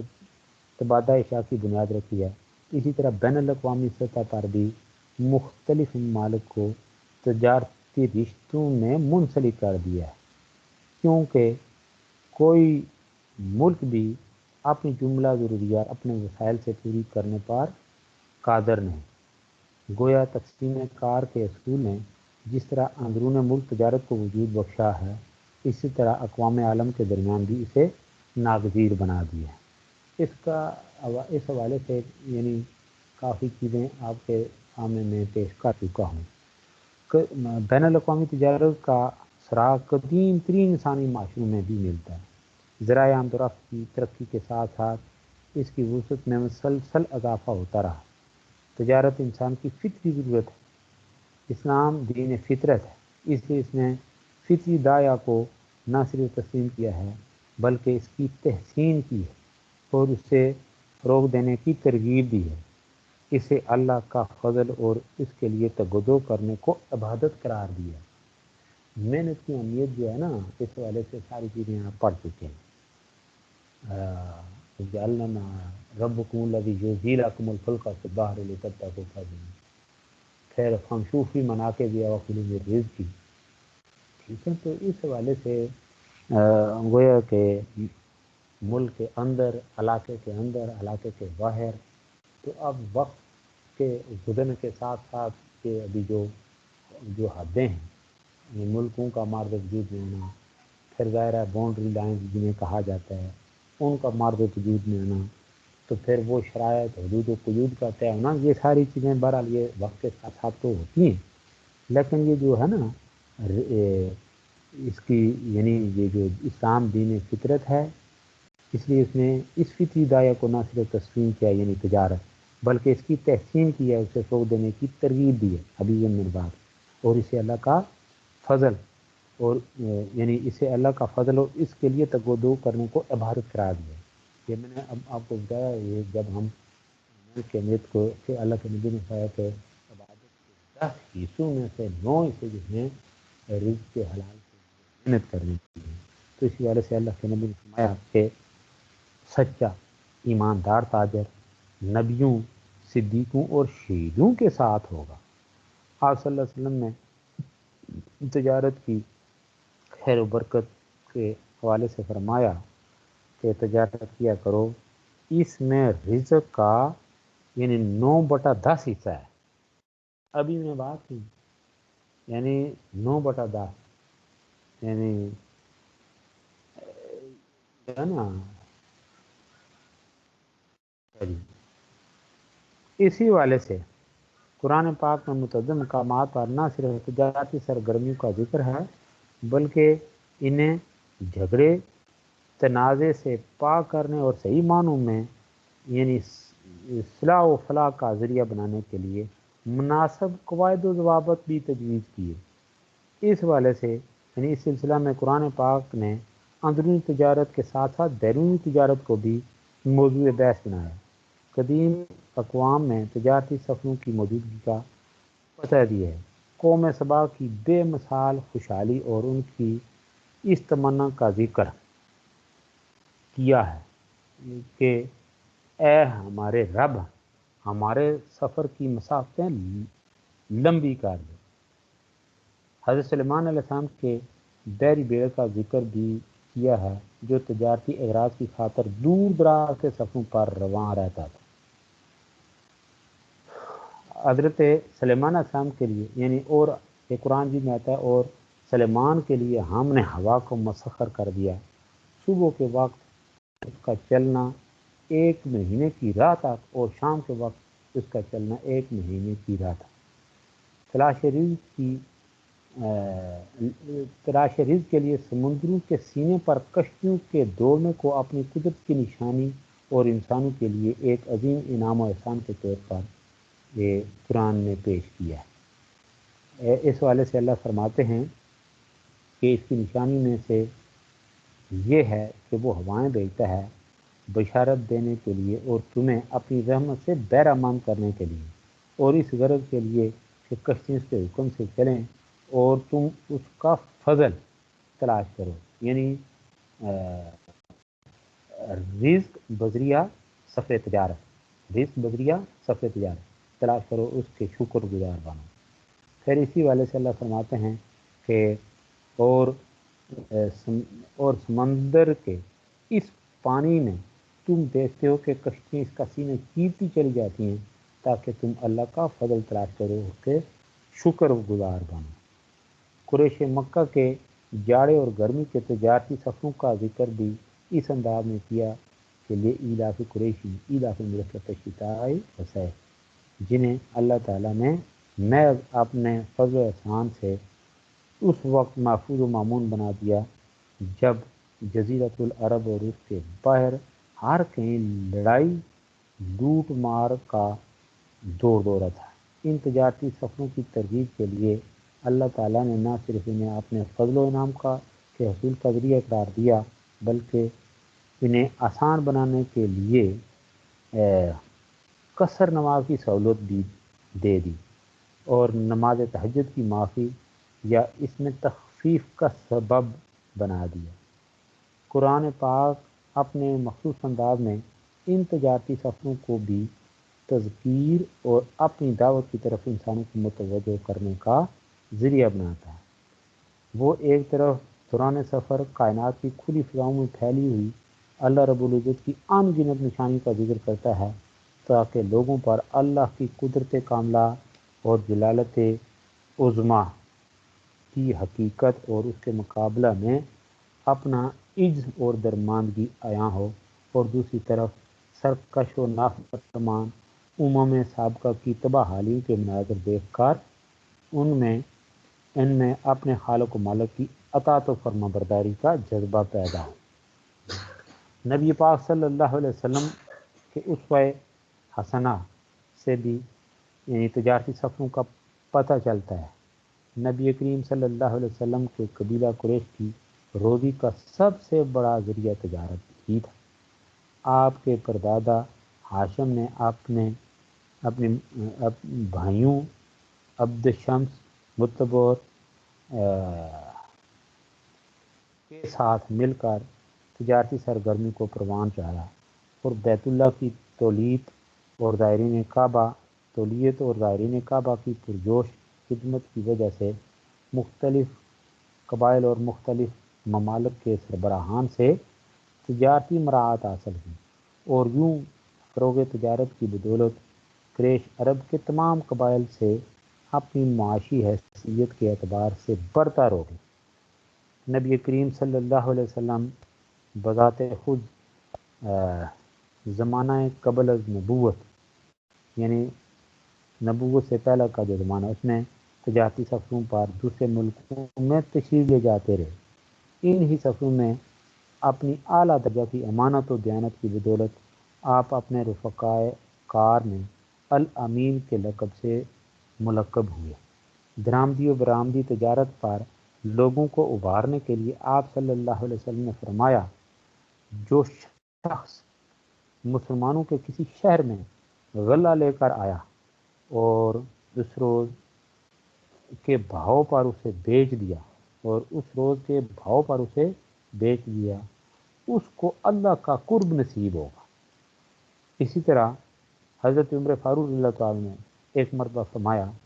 کہ جہاد فی سبیل اللہ کے بعد اگر کسی حالت میں جان دینا مجھے سب سے زیادہ محبوب ہے تو وہ یہ حالت ہے کہ میں اللہ کا فضل تلاش کرتے ہوئے کسی پہاڑی درے سے گزر رہا ہوں اور وہاں مجھ کو موت آ جائے۔ یہ دیکھیں کتنی بڑی شہادت ہے، کتنی بڑی اس کی امپورٹنس ہے، یعنی محنت ہے اس کے اندر۔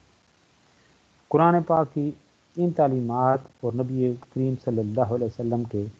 ان ارشادات اور اسوہ مبارکہ سے یہ جو ہے نا تحریک پا کر مسلمان نہ صرف اندرون ملک تجارت میں سرگرم عمل رہے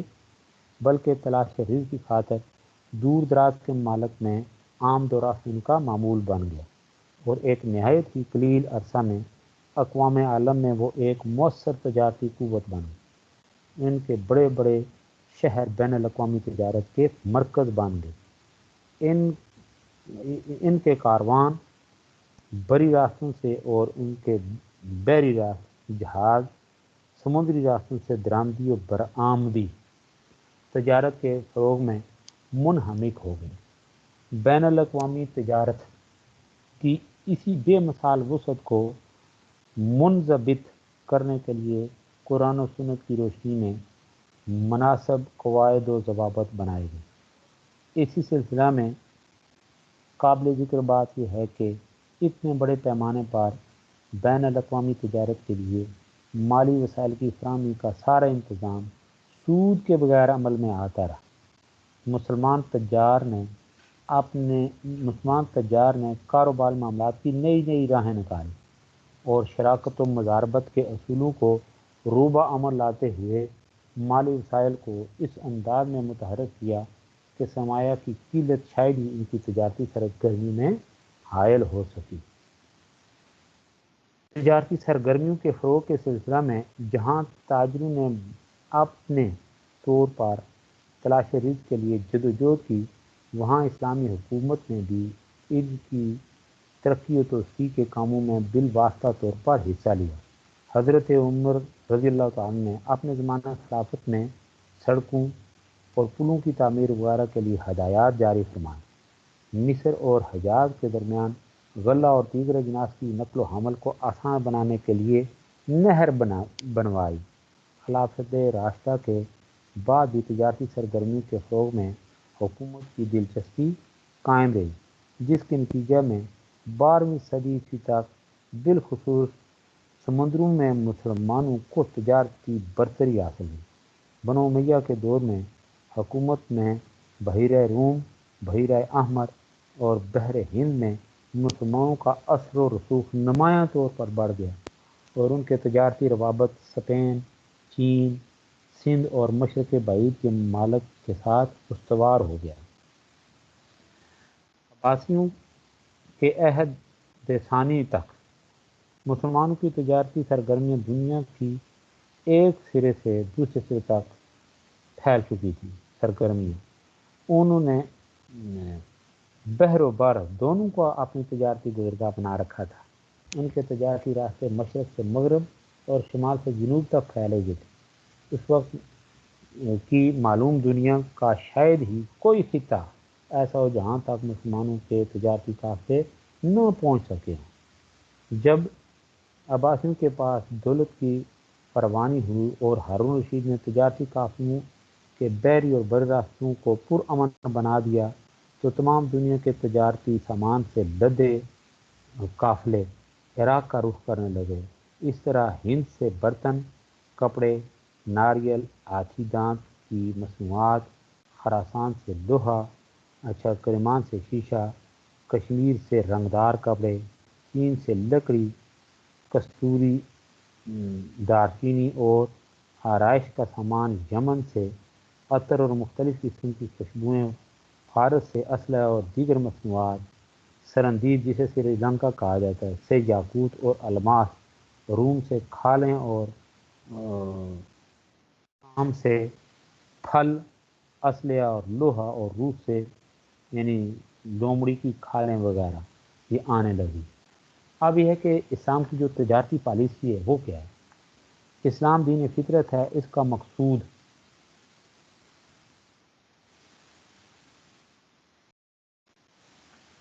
کا مقصود تمام انسانوں کی فلاح اور بھلائی ہے۔ یہی مقصد زندگی کے تمام شعبوں کی طرح بین الاقوامی تجارت میں کار فرما ہے۔ اس اعتبار سے اسلام کی تجارتی پالیسی اس اصول پر استوار کی گئی ہے کہ ممالک عالم کی تجارت سب کے لیے زیادہ سے زیادہ منفعت بخش، سب سے زیادہ منفعت بخش۔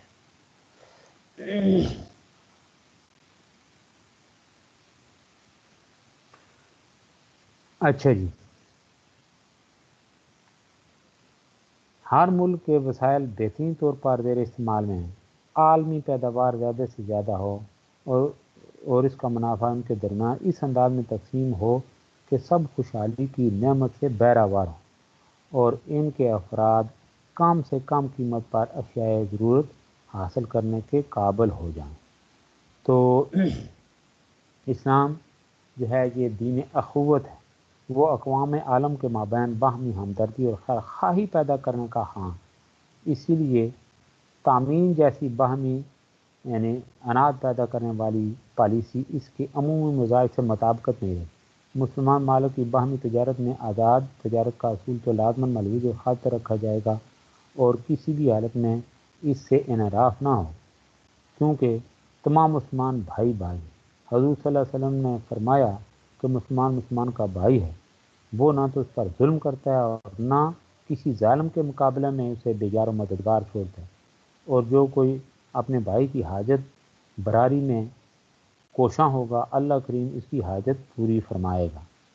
غیر مسلم اقوام کے ساتھ بھی تجارتی معاملات کے ضمن میں انسانی حاجات کی تسکین کے حوالے سے تعاون اور فراخ دلی کا معاملہ کیا جائے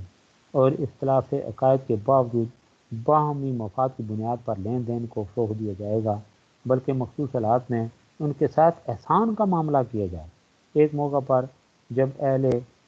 مکہ قحط سے دوچار ہوئے تو نبی پاک صلی اللہ علیہ وسلم نے ان کے محتاجوں کی امداد کے لیے 500 درہم ارسال فرمائے۔ اہل قریش سے شدید مخاصمت کے دور میں بھی آپ نے ایک بار مدینہ کی کھجوریں مکہ ارسال کی اور ان کے بدلے کھالیں درآمد کی۔ تاہم اگر غیر مسلم اقوام مسلمانوں کے برآمدی مال پر کسٹم ڈیوٹی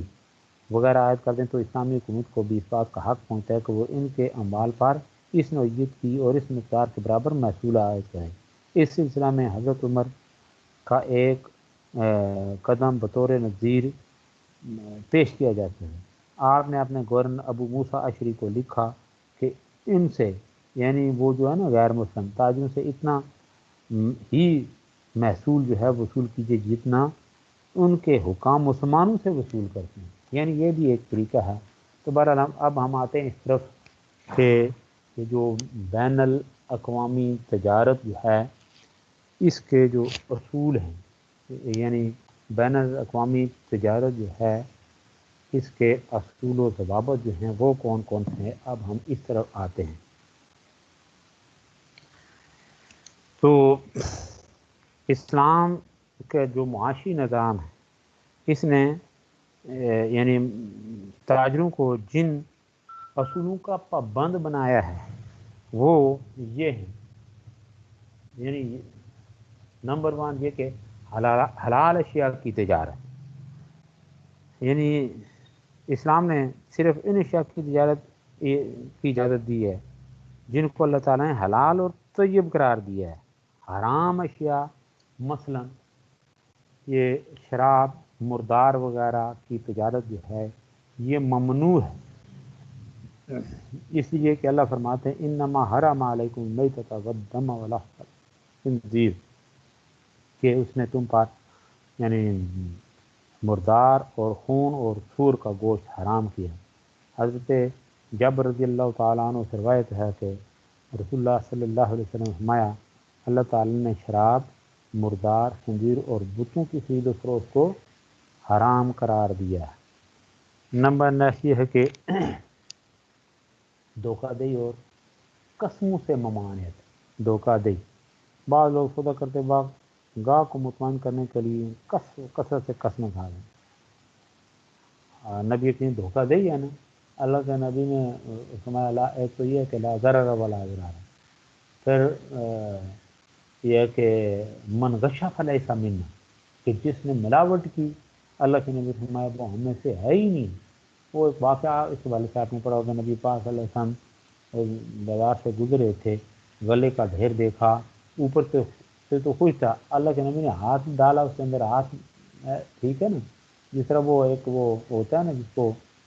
کیا کہیں جسے وہ چینی یا وہ آپ سودا سب ڈالتے ہیں لفافے میں، وہ کوپا یا کیا کہتے ہیں اس کو،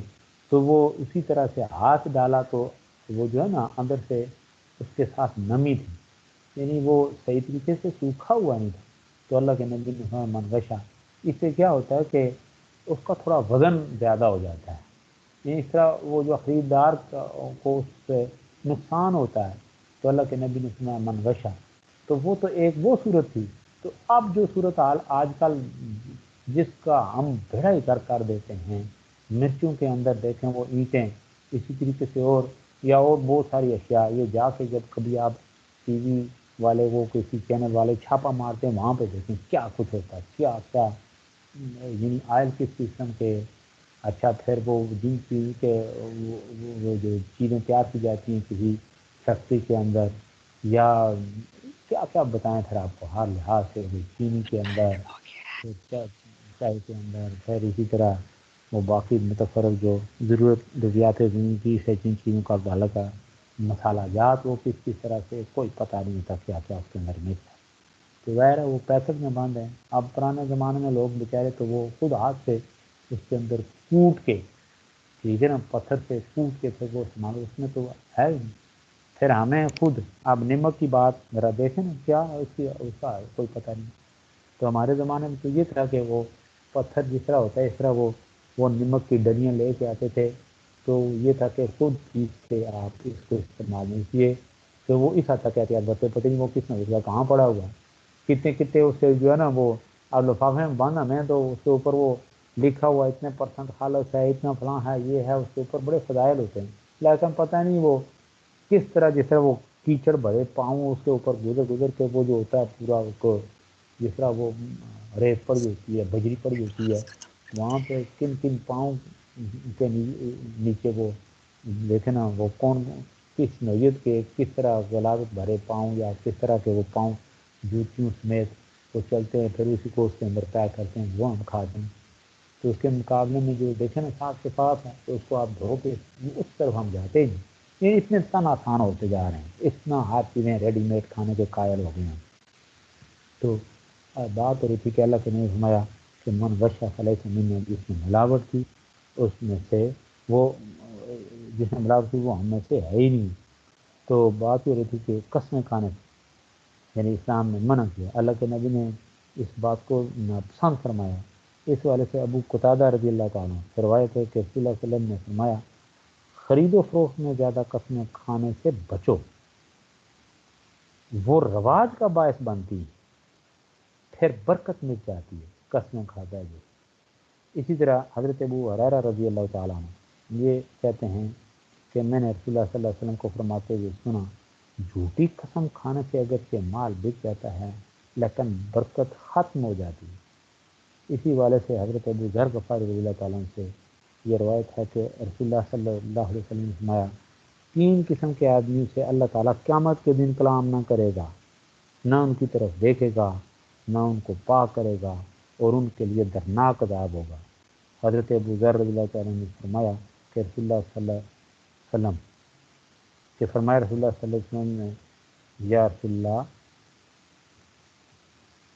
وہ خیر سے معرومی اور خسارے میں پڑ گئے، یعنی بتائیے وہ کون لوگ ہیں؟ تو آپ صلی اللہ علیہ وسلم نے فرمایا چادر لٹکانے والا، احسان جتلانے والا اور جھوٹی قسم سے اپنے سامان کو رواج دینے والا۔ بات اور بعض لوگ وہ ہوتے ہیں نا، وہ جاہل قسم کے، ان کو پتہ ہی نہیں ہوتا۔ میں بہرحال یہ کہ جہاں پہ وہ دعوت و تبلیغ کی بات چلتی ہے، بیچارے لوگ کرتے ہیں اپنی مثال، لیکن اس طرف اگر توجہ دے دیں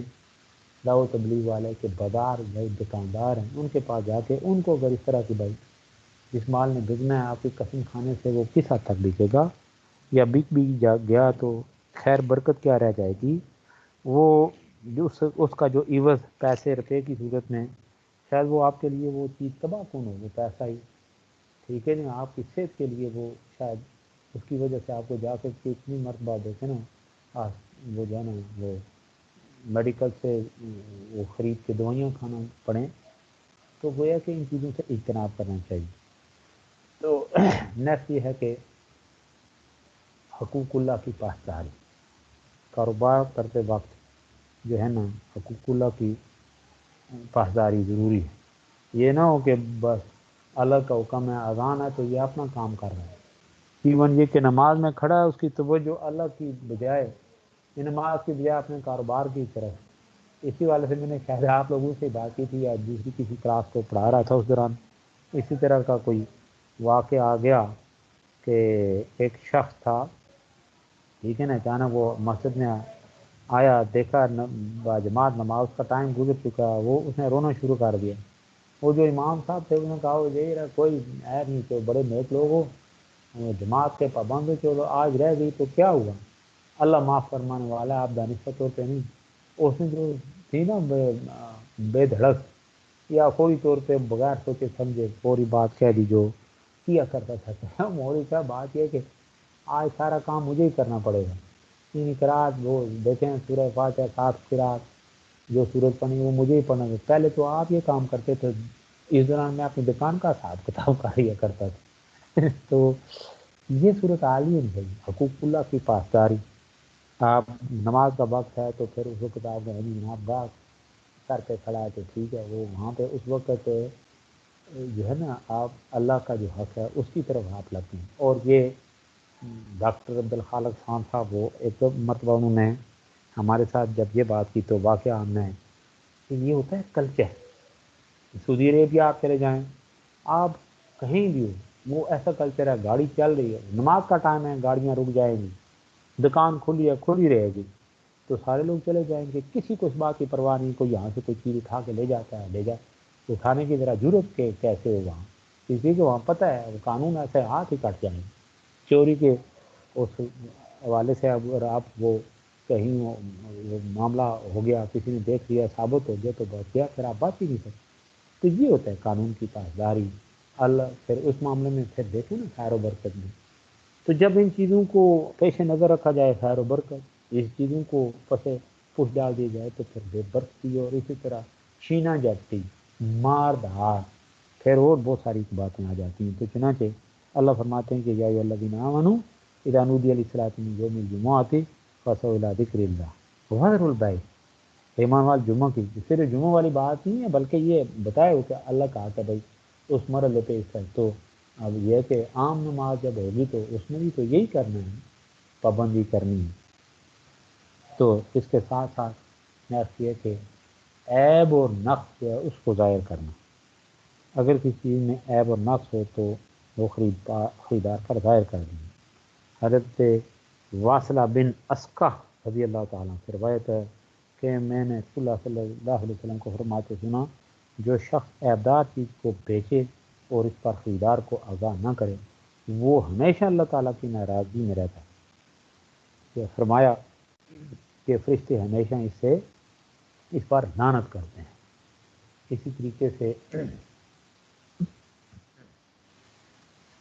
یہ ہے درست ناپ پر بعض تاجر نفع کمانے کے لالچ میں اچھی چیز دکھا کر سودا کرتے ہیں لیکن گاہک کو خراب چیز دیتے ہیں۔ حضور صلی اللہ علیہ وسلم نے اس طریقہ کی مذمت فرمائی۔ اس حوالے سے حضرت ابو ہریرہ رضی اللہ تعالیٰ سے روایت ہے کہ حضور صلی اللہ علیہ وسلم نے دھوکے کی بیع سے منع فرمایا۔ ایک دفعہ آپ صلی اللہ علیہ وسلم غلے کے ڈھیر سے گزرے، آپ نے اپنا ہاتھ اس میں داخل کیا، آپ صلی اللہ علیہ وسلم کو اس میں نمی محسوس ہوئی۔ آپ صلی اللہ علیہ وسلم نے فرمایا اے غلہ والے یہ کیا ہے؟ اس نے کہا یا رسول اللہ اس میں بارش ہو گئی تھی۔ آپ صلی اللہ علیہ وسلم نے فرمایا تو نے اس غلہ کے اوپر اس غلہ کو اوپر کیوں نہ رکھا تاکہ لوگ دیکھیں جو شخص دوسروں کو دھوکہ دے وہ مجھ سے نہیں۔ پھر درست ناپ تول جو ہے یہ دھوکہ دہی کے والے سے درست ناپ تول اس والے سے بھی اللہ کے نبی اور پھر قرآن بھی کا خاص طور پہ حکم ہے کہ وہ اوف الکیل اذا کلتم وزنوا بالقسطاس المستقیم، اور جب ناپ تول کرو تو یہ جو ہے ناپ پوری رکھا کرو اور وزن بھی صحیح ترازو سے کیا کرو، یہ اللہ کا حکم ہے۔ پھر یہ گویا کہ یہ دھوکہ دہی بھی ہے اگر کسی کو وہ یعنی دونوں درست ناپ تول یا دھوکہ دہی دونوں ایک دوسرے سے دیکھیں کس طرح لنک کر رہے ہیں۔ پھر یہ ہے کہ خرید و فروخت میں جو ہے نا ترقی۔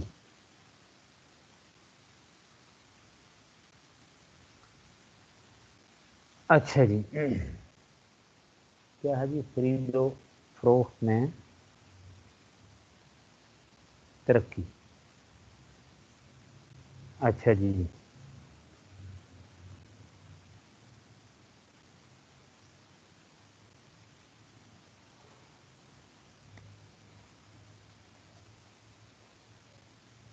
تاجروں میں رواج ہے کہ مشتری یعنی خریدار سودا کرنے کے بعد بائع کو بیانہ دے کر پابند بنا لیتا ہے، پھر اگر وہ کسی وجہ سے اس چیز کو مد نظر نہ رکھے تو بائع وہ رقم ضبط کر لیتا ہے۔ یہ جائز ہے، بیانہ مشتری کو واپس کر دینا چاہیے۔ موطا امام مالک میں ہے کہ رسول اللہ صلی اللہ علیہ وسلم نے بیانہ ضبط کر لینے